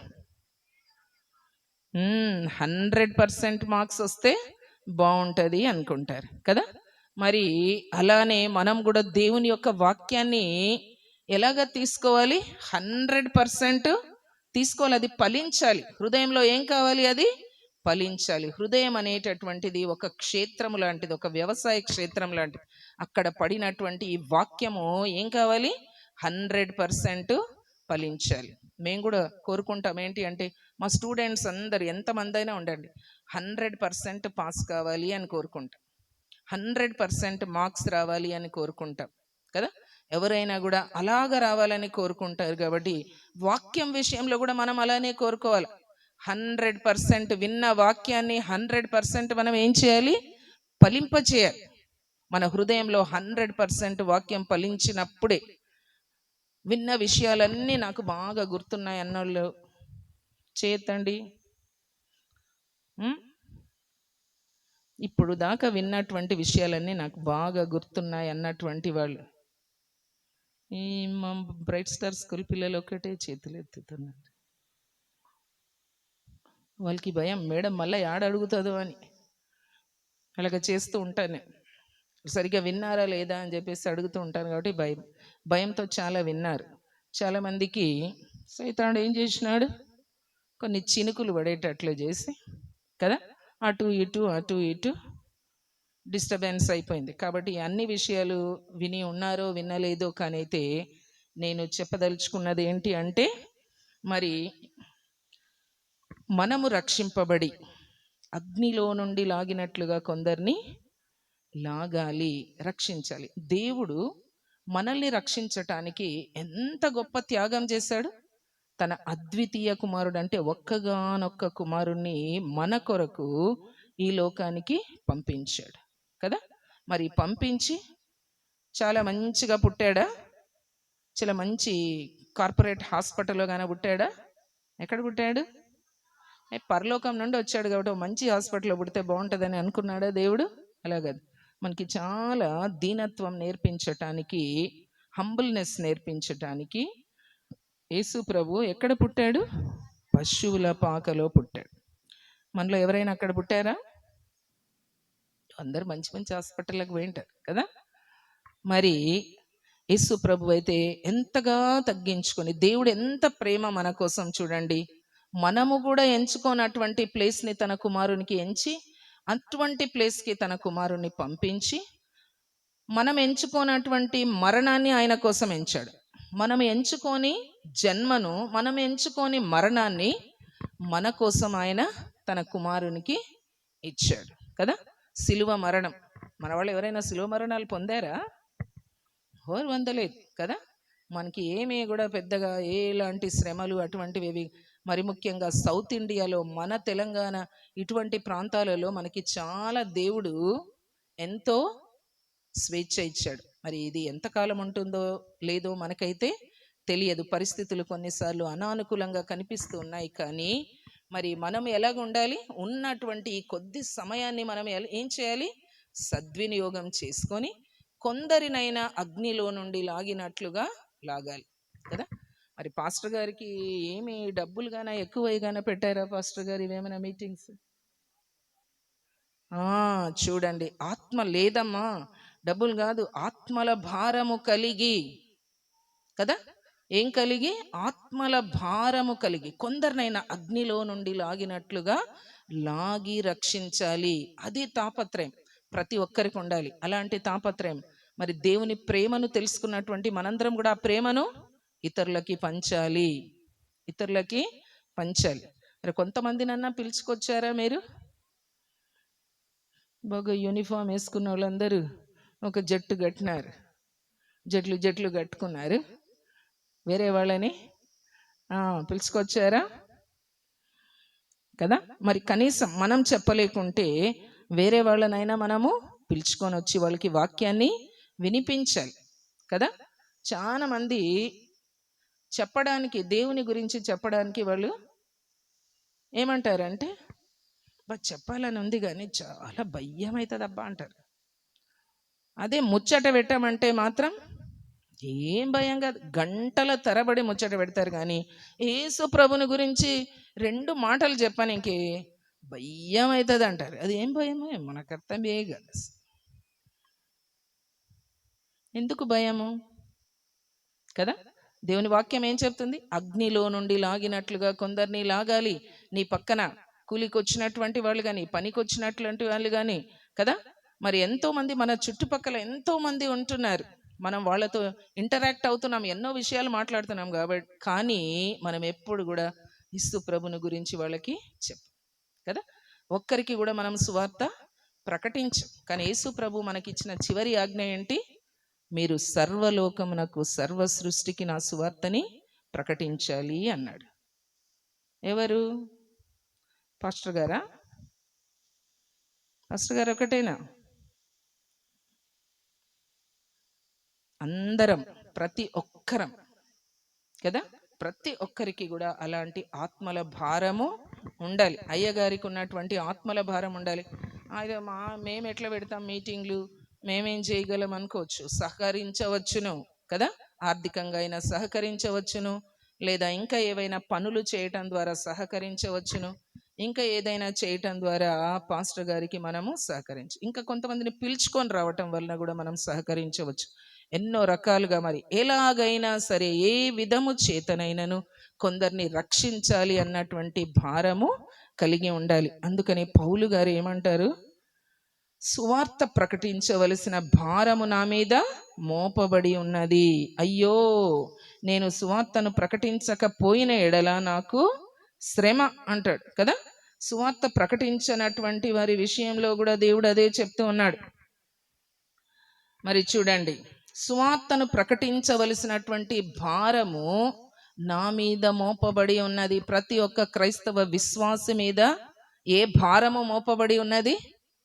సువార్తను ప్రకటించవలసినటువంటి భారం. ఒక పాట ద్వారా వినిపిస్తావో, ఒక వాక్యము ద్వారా వినిపిస్తావో, మరి ఎలాగైనా సరే సువార్తని ప్రకటించాలి అన్నటువంటి ఒక భారాన్ని మనము కలిగి ఉండాలి. నాకు తెలిసినటువంటి ఒక చదువుకునే అమ్మాయి లాక్డౌన్ టైంలో వాళ్ళకి క్లాసులు ఫోన్లో వినేవాళ్ళు కదా. లాక్డౌన్ టైంలో కొన్ని కాలేజెస్లో వాళ్ళకి ఏం పెట్టారు? ఇలాగ ఫోన్లో వినేటటువంటి క్లాసుల్ని పెట్టారు. వాళ్ళకి క్లాసు 4:30కి అయిపోతే అమ్మాయి ఏం చేస్తుందంట, ప్రతిరోజు తన ఫ్రెండ్స్ అందరినీ ఒక గ్రూప్ చేసి వాళ్ళకి అది అయిపోయిన తర్వాత వాళ్ళందరూ చెవుల్లోనే పెట్టుకొని వింటారు కాబట్టి దానికి కంటిన్యూయేషన్ మళ్ళీ ఒక 40 minutes లేకుంటే 45 minutes ఎవరిదైనా ఒకరి మెసేజ్ని దాంట్లో పెట్టేదంట. అలాగా వాళ్ళు అదే కంటిన్యూ చేస్తూ ఆ లెసన్ తర్వాత అలాగా వాక్యము వినేవాళ్ళంట. చూడండి, ఒక స్టూడెంట్ మరి అలాగా చేసినప్పుడు మనం ఎలాగ ఉండాలి? ఏదో ఒక రకంగా కదా. అమ్మాయికి అటువంటి ఆలోచన దేవుడిచ్చాడు, ఆ రకంగా తను అలాగ సువార్తని ప్రకటించింది. కొన్నిసార్లు మనము జీవించే విధానం, మనము క్రీస్తును పోలి నడుచుకున్నప్పుడు దాన్ని చూసి కూడా కొంతమంది రక్షింపబడతారు కదా. మరి ప్రభు అయిన యేసునందు విశ్వాసం ఉంచితే వారు, వారి కుటుంబాలు కూడా రక్షింపబడతాయి. కాబట్టి ఒక్కరు రక్షింపబడితే అనేకులు రక్షణలోనికి వస్తారు. కాబట్టి మరి మనం కూడా, మనకి కూడా ఈ భారం ఉండాలి. సువార్తను ప్రకటించవలసిన భారము నా మీద మోపబడినది కదా. ఏమని పెట్టారు? ఉజ్జీవ సువార్త కుడి, రక్షణ ఉజ్జీవ సువార్త కుడికలని పెట్టారు కదా. రక్షణ పొందాలి, ఉజ్జీవం పొందాలి కదా. అలానే ఉంటే ఉజ్జీవం ఉన్నట్లు లెక్క కాదు. ఈరోజు విన్న వాక్యం లేదా నిన్న మొన్న విన్న వాక్యము ద్వారా మనలో ఏం రావాలి? ఉజ్జీవం రావాలి, జీవము రావాలి, ఉజ్జీవం రావాలి. నిత్య జీవానికి వెళ్ళటానికి వారసులుగా చేశాడు దేవుడు మనల్ని. అటువంటి మనలో జీవమే లేకుండా సోదిగా విని సోదిగా పోతే జీవం ఉన్నట్లా లేదు కదా. నీ నోరు పనిచేయాలి, స్వార్థ ప్రకటించవలసినటువంటి భారాన్ని దేవుడు మన మీద ఉంచాడు. అందుకు భారము మోపబడి ఉన్నదంట. ఎవరి మీదైనా ఏదైనా ఒక భారాన్ని మోపితే ఏమని అర్థము? తప్పించుకోవడానికి వీలు లేదు అన్నటువంటి. అందుకని కింద ఏమంటున్నాడు పౌలు, అయ్యో నేను సువార్తను ప్రకటించకపోయిన ఎడల నాకు శ్రమ అంటున్నాడు కదా. శ్రమ రావటం ఇష్టమా? ఇష్టం లేదు కదా. శ్రమ రావటం మనకి ఇష్టమా? ఇష్టం లేదు. కాబట్టి నీకు దేవుని తీర్పులో శ్రమ రాకూడదు అని అనుకుంటే ఏం చేయాలి? సువార్తని ప్రకటించాలి. ఈ లోకంలో ఉన్నప్పుడు ఏం చేయాలి? సువార్తని ప్రకటించాలి. మరి ఇది నేను ఇష్టపడి చేసిన ఎడల నాకు జీతము దొరుకును, ఇష్టపడకపోయినను గృహ నిర్వాహకత్వము నాకు అప్పగింపబడెను. చూడండి, నీకు ఇష్టం లేకున్నా సరే చేయాలని వ్రాయబడింది ఇక్కడ. నీకు ఇష్టం లేకున్నా సరే సువార్తని ప్రకటించాలని ఇక్కడ వ్రాయబడింది. ఇష్టపడకపోయినను గృహ నిర్వాహకత్వము నాకు అప్పగింపబడెను. మనం ఒక ఇంట్లో ఉన్నప్పుడు మనం ఆ ఇంట్లో ఒకవేళ పెద్దవాళ్ళమి అని అనుకోండి, గృహాన్ని నిర్వహించేటటువంటి వాళ్ళు ఏం చేయాలి? తప్పకుండా ఆ ఇంట్లో ఉన్న వాళ్ళందరికీ అన్ని సదుపాయాలు చేయవలసి ఉంటుంది కదా. అది గృహ నిర్వాహకత్వం. అలానే దేవుడు మనలో ప్రతి ఒక్కరికి ఏం అప్పగించాడు? గృహ నిర్వాహకత్వాన్ని. దేవుని గృహాన్ని నిర్వహించటంలో మనకి కూడా కొంత పాత్ర ఉన్నది. కాబట్టి ప్రతి ఒక్కరు కూడా ఏం చేయాలి? దేవుని యొక్క సువార్తని ప్రకటించాలి కదా. సువార్తని ప్రకటించాలి అన్నటువంటి భారము మనలో ఉండాలి కదా. అలాంటి వారి పాదములు, సువార్త ప్రకటించు వారి పాదములు ఎలాగుంటాయంట? దేవుని పర్వతము మీద ఎంతో సుందరంగా కనిపిస్తాయంట. మనము దేవుని దగ్గరికి వెళ్ళినప్పుడు మనందరము దేవుని న్యాయపీఠం ఎదుటికి వచ్చేటప్పుడు లైన్లో వస్తూ ఉంటామంట. మన పేర్లు పిలుస్తూ ఉంటారు. జీవ గ్రంథంలో మన పేర్లు ఉంటాయి. మన పేర్లని పిలుస్తూ ఉన్నప్పుడు మనందరము వస్తూ ఉన్నప్పుడు దేవుడు మన మొహాల్ని చూడడంట.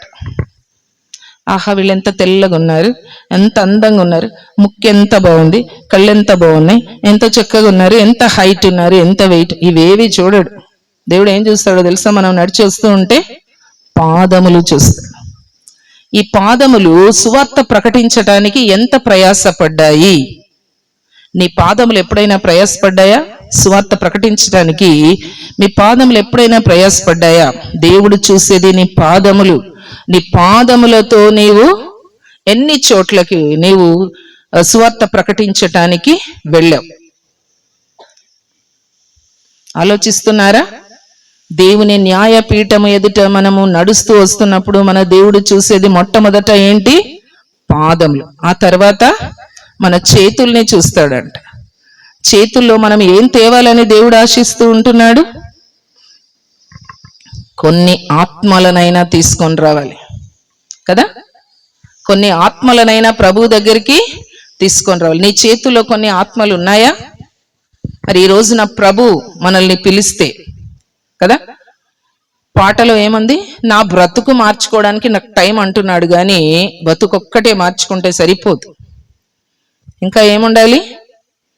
మన చేతుల్లో కొన్ని ఆత్మలు ఉండాలి. మనము రక్షింపబడి ఇంకా కొంతమందిని మనం ఏం చేయాలి?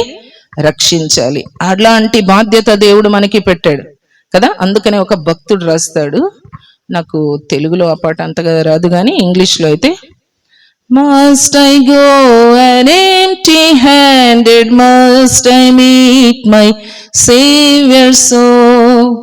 Not one soul with which to greet him. Must I go an empty-handed?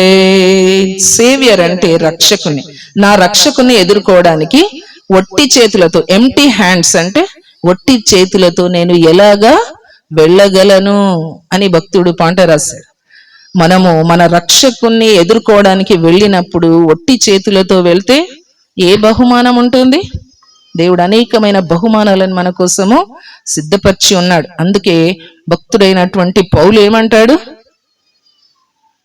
నేను మంచి పోరాటము పోరాడాను, నా పరుగును నేను కడముట్టించాను, నా విశ్వాసాన్ని నేను కాపాడుకున్నాను, ఇక మీదట నా కొరకు నీతి కిరీటం ఉంచబడి ఉన్నది అన్నాడు కదా. నా యొక్క పరుగుని కడముట్టించాను అంటే ఎంతవరకు ఆయన సేవ చేశాడు? ఎంతవరకు చేశాడు ఆయన సేవ? ఇంకా అస్సలకి ఏ ప్రాంతం కూడా మిగిలి ఉండలేదు అన్నట్లుగా నేను చదివాను. రోమీలకు రాసిన పత్రిక 15వ అధ్యాయంలో చూడండి, 19వ వచనం నుండి, యెరూషలేము మొదలుకొని చుట్టుపట్లనున్న ప్రదేశములందు ఇల్లూరికు ప్రాంతము వరకు క్రీస్తు సువార్తను పూర్ణముగా ప్రకటించి ఉన్నాను. చూడండి, యెరూషలేము మొదలుకొని చుట్టుపట్లనున్న ప్రదేశములందు ఇల్లూరికు ప్రాంతము వరకు క్రీస్తు సువార్తను పూర్ణముగా ప్రకటించి ఉన్నాను. అది 23వ వచనంలో చూడండి, ఇప్పుడైతే ఈ ప్రదేశములలో నేనిక సంచరింపవలసినటువంటి భాగము లేదు అంటున్నాడు. చూడండి, లేదు, ఇంకా ప్రతి చోటికి వెళ్ళి సువార్త ప్రకటించాను, అయిపోయింది, ఇంకొక ప్లేస్ కూడా మిగలలేదు. ఒక్క ప్లేస్ కూడా మిగలకుండా సువార్తని ప్రకటించాను అని చెప్తూ ఉంటున్నాడు. ఐరోపా ఖండంలో, ఆసియా ఖండంలో కదా, ఆఫ్రికా ఖండంలో ఆయన ఎంతవరకు సువార్త ప్రకటించాలో ఆ ప్రాంతాలన్నీ కూడా తిరిగి ఆయన సువార్త ప్రకటించినట్లుగా మనం చూస్తాం. మరి ఆయన అనేకమైనటువంటి శ్రమలని ఓర్చుకొని సేవ చేసినట్లు. సేవ చేయటం అనేటటువంటిది ఏదో చాలా హాయిగా ఉంటుందని కాదు. అలాగ ఉంటుందా? హాయిగా ఉండదు. అది ఎలా ఉంటుందో చూడండి, పౌలు గారి జీవితంలో ఎలాగా ఉండింది. కొరింథీలకు రాసినటువంటి 2వ పత్రిక 11వ అధ్యాయంలో 23వ వచనం నుండి మనము చూస్తే, వారు క్రీస్తు పరిచారకుల వెర్రివాని వలె మాట్లాడుచున్నాను, నేనును మరి ఎక్కువగా క్రీస్తు పరిచారకుడను, మరి విశేషముగా నేను ప్రయాసపడ్డాను. ఆ ప్రయాసంలో ఏమేమి నచ్చండి, మరి అనేక పర్యాయములు చెరసాలలో ఉంటిని, అపరిమితముగా దెబ్బలు తింటిని, అనేక మారులు ప్రాణాపాయములలో ఉంటిని, యూదుల చేత 5 మారులు 1 తక్కువ 40 దెబ్బలు తింటిమి, 3 మారు బెత్తములతో కొట్టబడి తిని, ఒకసారి రాళ్లతో కొట్టబడి తిని, 3 మారు ఓడ పగిలి శ్రమపడి తిని, ఒక రాత్రింబగళ్ళు సముద్రములో గడిపి తిని, అనేక పర్యాయములు ప్రయాణములలోను, నదుల వలనైన ఆపదలలోను, దొంగల వలనైన ఆపదలలోను, నా స్వజనుల వలనైన ఆపదలలోను, అన్యజనుల వలనైన ఆపదలలోను, పట్టణములో ఆపదలలోను, అరణ్యములో ఆపదలలోను, సముద్రములో ఆపదలలోను, కపట సహోదరుల వలన ఆపదలలోను ఉంటిని. ప్రయాసముతోను కష్టముతోను, తరచుగా జాగరణములతోను, ఆకలి దప్పులతోను, తరచుగా ఉపవాసములతోను, చలితోను, దిగంబరత్వముతోను ఇంకను చెప్పవలసినవి అనేకములు ఉన్నవి అని చెప్పబడింది. ఇలాంటి శ్రమ ఒక్కటన్నా పొందామా? పౌలు గారు ఎన్ని శ్రమలు పొందారు మీరు నంబర్లు వేసుకొని చూడండి. ఎన్నో శ్రమలు ఎన్ని ఉన్నాయంటే, నేను నంబర్లు వేసాను, 26 ఉన్నాయి. ఇవియునుగాక సంఘములన్నిటిని గురించి చింతయు కలదు. 26 ఇక్కడ ఉన్నాయి, కానీ ఇంకా చెప్పవలసినవి అనేకములున్నవి అని చెప్పబడింది. దేవుని కొరకు మనం ఏం ప్రయాసపడుతూ ఉన్నాం కదా. మంచి పరిస్థితులు ఉన్నప్పుడు, ఇలాగా హాయిగా దేవుని ఒక వాక్యాన్ని వింటూ ఉన్నప్పుడు, ఇలాంటివి మనకి మంచి తరుణాలు ఉన్నప్పుడే మనము దేవుని యొక్క సేవను, సువార్తని మనము ప్రకటించకపోతే ఇంకెప్పుడు ప్రకటిస్తారు? ఇలాంటి కష్టాలు వస్తే ప్రకటిస్తారా? ఇంత హాయిగా ఉన్నప్పుడే ప్రకటించడం లేదు. చూడండి, పౌలు అయితే ఎన్ని రకాలైనటువంటి శ్రమలని అనుభవించాడో ఆలోచించాలి. ఒక్క శ్రమ అయినా పొందామా? చినుకు పడితే లేచిపోదామా అన్నటువంటి ప్రయత్నంలో ఉంటాం కదా. మరి ఏ చిన్నదానికైనా చాలా మంది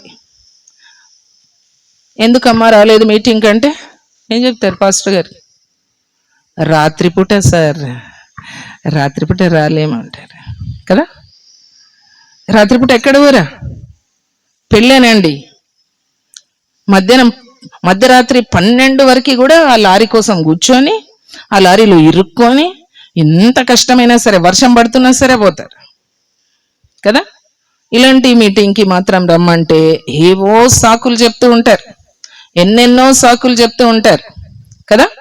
మరి అలాగా ఉండకూడదని దేవుని యొక్క వాక్యం మనల్ని హెచ్చరిస్తూ ఉంటున్నది. భక్తులైన పౌలుని చూసి మనం నేర్చుకోవాలి. ఒక్క ప్రాంతము కూడా మిగలకుండా సువార్త ప్రకటించడం ఎంత గొప్ప వ్యక్తి కదా. మనం చిన్న ఈ నుంచి ఇడికి రాలేకుంటున్నాం, ఈ నుంచి ఇడికి రాలేకుంటున్నాం. కానీ ఆయన ఎన్ని ప్రాంతాలు, ఎన్ని సముద్రాలు దాటి వెళ్ళేటప్పుడు సముద్రాల్లో ఆపదలు, అరణ్యాల్లో వెళ్తున్నప్పుడు అరణ్యాల్లో ఆపదలు, పట్టణంలో వెళ్తున్నప్పుడు పట్టణంలో ఎన్నిసార్లు ఈడ్చి తీసుకొని పోయి చెరసాలలో వేసి బొండ వేసి వాళ్ళని బిగించి మరి వాళ్ళకి ఎన్నో దెబ్బలు కదా. ఒకటి తక్కువ 40 బెత్తములతో కొట్టి వాళ్ళని అలాగా చేసినా కూడా వాళ్ళు ఏం చేసినారు? అట్టగానైతే మనము 2 దెబ్బలు పడితే మెత్తగా లోపల దాచుకుంటాం కదా. కానీ పౌలు శీలలు ఏం చేశారు? అన్ని దెబ్బలతో కూడా వాళ్ళు ఏం చేశారు? ఆ రాత్రి కీర్తనలు పాడుతూ ఉన్నారు, ప్రార్థనలు చేస్తూ ఉన్నారు కదా. అవి విని తోటి మరి ఖైదీలందరూ వింటూ ఉన్నప్పుడు అక్కడ ఒక గొప్ప అద్భుతము జరిగింది కదా. మనం ప్రభు కోసం నిలబడినప్పుడు అక్కడ కొన్ని అద్భుతాలు జరుగుతాయి. అద్భుతాలు చూసేటటువంటి విశ్వాసం మన లోపల ఉండాలి కదా. మన జీవితాల్లో కాదు, మన సంఘాల్లో అద్భుతాలు జరగాలి. సంఘము అత్యాసక్తితో ప్రార్థన చేస్తూ ఉంటే ఏం జరిగింది చెప్పండి? పాస్టర్ గారు కాదు, సంఘస్థులు చెప్పాలి. సంఘం అయితే అత్యాసక్తితో ప్రార్థన చేస్తూ ఉంటే ఏం జరిగింది?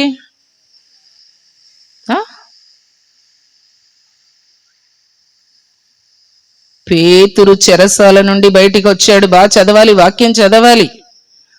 అపోస్తలుల కార్యంలో ఉంది కదా 12వ అధ్యాయమా. మరి యాకోబును ఖడ్గంతో చంపినందుకు యూదులందరూ కూడా చాలా సంతోషించినప్పుడు మరి హేరోదు ఏం చేసినాడు? రాజైన హేరోదు పేతురును చెరసాలలో తీసుకొని పోయి అతన్ని కూడా చంపాలని చెరసాలలో ఉంచాడు. సంఘమైతే 5వ వచనం 12వ అధ్యాయం 5వ వచనంలో, సంఘమైతే అతని కొరకు అత్యాసక్తితో దేవునికి ప్రార్థన చేయుచుండెను. సంఘముకు ఉండవలసిన బాధ్యత ఏంటి? అత్యాసక్తితో ప్రార్థన చేయాలి. సంఘం ఎలాగ ప్రార్థన చేయాలి? అత్యాసక్తితో ప్రార్థన చేస్తే అప్పుడు ఏం జరిగింది చూడండి. ఇదిగో ప్రభు దూత అతని దగ్గర నిలిచెను, అతడు ఉండినటువంటి గదిలో వెలుగు ప్రకాశించెను. దూత పేతురు ప్రక్కను తట్టి త్వరగా లెమ్మని చెప్పి అతని లేపగా సంకెళ్ళు అతని చేతుల నుండి ఊడిపడెను. అప్పుడు దూత అతనితో, నీవు నడుము కట్టుకొని చెప్పులు తొడుకొని నా వెంబటిరా అని చెప్పి తీసుకొని, ఎక్కడ సంఘం ప్రార్థన చేస్తూ ఉంది? మార్కు అను మారు పేరు గల యోహాను తల్లి అయిన మరియ ఇంట్లో, ఒక ఇంట్లో కూర్చొని వాళ్ళందరూ ప్రార్థన చేస్తున్నారు కదా. సంఘంలో ఏమి సమస్యలు లేవా? సంఘంలో ఏమైనా సమస్యలు ఉన్నాయా? ఎప్పుడైనా అడిగారా పాస్టర్ గారిని? పాస్టర్ గారు, మన సంఘంలో ఏమైనా సమస్యలు ఉన్నాయని అడిగితే మళ్ళీ ఏమో మనకి అని అనుకుని ఉంటారు. ప్రార్థన చేయటానికి అడగండి. మీరు వేరే ఉద్దేశాలు కాదు, కానీ ప్రార్థన చేయటానికైనా మీరు అడగాలి. దేవుడే కార్యం జరిగిస్తాడు.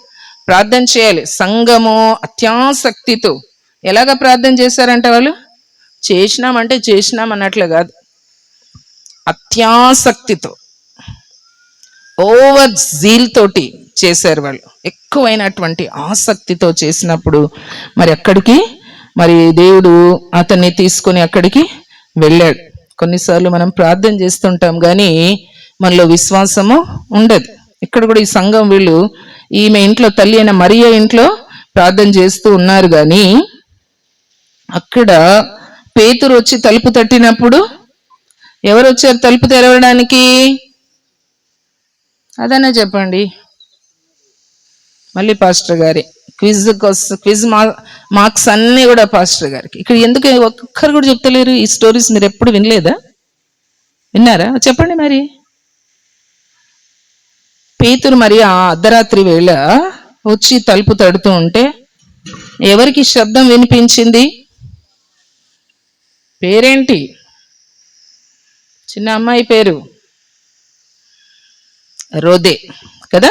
ఆ అమ్మాయి పేరేంటి? రోదే అనే ఒక చిన్న అమ్మాయి. చిన్న అమ్మాయిలు కూడా ప్రార్థనలో కూర్చోవాలి. చిన్న అమ్మాయిలు కూడా ఎక్కడ కూర్చోవాలి? ప్రార్థనలో కూర్చోవాలి. సంఘం యొక్క ప్రార్థనలో కూర్చుంటే దేవుని యొక్క కార్యాలు మీ చెవులకి వినబడతాయి. పేతురు వచ్చి తలుపు తట్టినప్పుడు పెద్దవాళ్ళకి వినిపించలేదు, ఒక చిన్న అమ్మాయికి వినిపించాయి. మీరు అనుకుంటారు చిన్నపిల్లలు ఏం చేయలేరేమో అని. నయమాను ఇంట్లో గొప్ప కార్యం చేసింది ఎవరు? ఒక చిన్న అమ్మాయే కదా. ఒక చిన్న అమ్మాయే గొప్ప కార్యం చేసింది. 5 రొట్టెలు 5,000 మందికి పంచినప్పుడు ఎవరి ద్వారా దేవుడు కార్యం జరిగించాడు? ఒక చిన్న బాలుని ద్వారా. ఇక్కడ రోదే అనేటటువంటి ఒక చిన్న అమ్మాయి ఆ స్వరాన్ని విన్నది. ఆ అమ్మాయి ఎందుకు తలుపుని అంత కాన్సన్ట్రేషన్ పెట్టింది? ఆ అమ్మాయికి ఓ విశ్వాసం ఉంది, ఇక్కడ వీళ్ళందరూ ప్రార్థన చేస్తున్నారు కాబట్టి ఖచ్చితంగా పేతురు వస్తాడు అనుకుంటుంది. అటువంటి విశ్వాసం ఇంకా ఏమొస్తుంది? ఆల్రెడీ యాకోబుని ఖడ్గంతో చంపేశారు. ఇక హేరోదు పట్టిండంటే అసాధ్యం, బయటకు వచ్చేది పాసిబిలిటీ. అయినా ఏదో చేద్దాం ప్రార్థన అని అనుకుంటారు కదా. అక్కడ కూడా వాళ్ళు అట్లే చేశారు, కానీ ఆ బలహీనతలో మనం చేసిన ప్రార్థన కూడా దేవుడు ఆలకిస్తాడు. వారి ప్రార్థన దేవుడు ఆలకించాడు. వాళ్ళైతే అమ్మాయి చెప్తే వాళ్ళు ఏం నమ్మలేదు. ఆ అమ్మాయి వచ్చి పేతురు వచ్చాడు అంటే వాళ్ళందరూ ఏమన్నారు? ఆ అమ్మాయిని, ఆ అమ్మాయి పోయి పేతురు తలుపు దగ్గర నిల్చుడానని తెలిపిన అందుకు వారు నీవు పిచ్చిదానం అనేది ఏమన్నారంటే అమ్మాయిని, దేవుని కార్యాలు చేస్తూ ఉంటే ప్రార్థన చేస్తున్నారు, మరి వాళ్ళకి విశ్వాసం ఉండాలి కదా. అరే ప్రార్థన చేస్తే ఖచ్చితంగా పేతురు వస్తాడన్న విశ్వాసంతో చేయాలి కదా. పైగా ఆ పిల్ల వచ్చి చెప్పినప్పుడన్నా అవునా నిజమా ఇది చూద్దాం పదండి అని పోయినారా? పోలే. మళ్ళీ ఈమెను ఏమంటున్నారు? పిచ్చిది అన్నారు. అయితే తాను చెప్పినదే నిజమని ఆమె దృఢముగా చెప్పినప్పుడు వారు మళ్ళీ ఇంకో మాట అన్నారు, అతని దూత అయి ఉండొచ్చు. ఒకరు వస్తే వచ్చి ఉండొచ్చు, కానీ ఎవరు వచ్చి ఉంటారు? అతని దూతగానే వస్తే వచ్చి ఉంటారు. అతని ఆత్మ, అదే దూత అట్లా అనుకుంటారు కదా. అతని ఆత్మ వచ్చిందేమో అనుకుని ఉంటారు. కానీ అప్పుడు పేతురు ఇంకను తలుపు తట్టుచున్నందున వారు తలుపు తీసి అతన్ని చూచి విభ్రాంతి నొందిరి. అతడు ఊరకుండుమని వారికి చేసైగా చేసి ప్రభు తన చెరసాలలో నుండి ఎలాగూ తీసుకొని వచ్చిన వారికి వివరించి యాకోబుకును సహోదరులకును ఈ సంగతులు తెలియజేయుడని చెప్పి బయలుదేరి వెరొచ్చు. చూడండి, దేవుని యొక్క కార్యంలో సంఘము ప్రార్థించాలి కదా. ఎంతమంది వస్తున్నారు ఈ సంఘానికి? ఇక్కడున్న వాళ్ళందరూ కదా. చాలా సంతోషం. ఇక్కడ ఉన్నటువంటి వాళ్ళందరూ కూడా 80%. మరి అంతమంది సంఘానికి అటెండ్ అవుతూ ఉన్నప్పుడు మరి మీరు బలమైన ప్రార్థనలు చేయాలి. ప్రతి సంఘంలో ఏవో సమస్యలు ఉంటాయి. సంఘంలో ఆ సమస్యల నిమిత్తం లేదా మన సమస్యల కొరకైనా సంఘంలోనికి వచ్చి ప్రార్థన చేయించుకోవాలి, ప్రార్థనలు చేయాలి. మరి ఎప్పుడు ప్రార్థన చేస్తే దేవుడు బాగా వింటాడు చూడండి. మనం కొన్నిసార్లు చూస్తే రాత్రిపూట ప్రార్థనలలో కదా.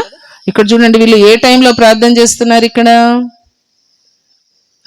రాత్రి వేళ ప్రార్థన చేస్తున్నారు.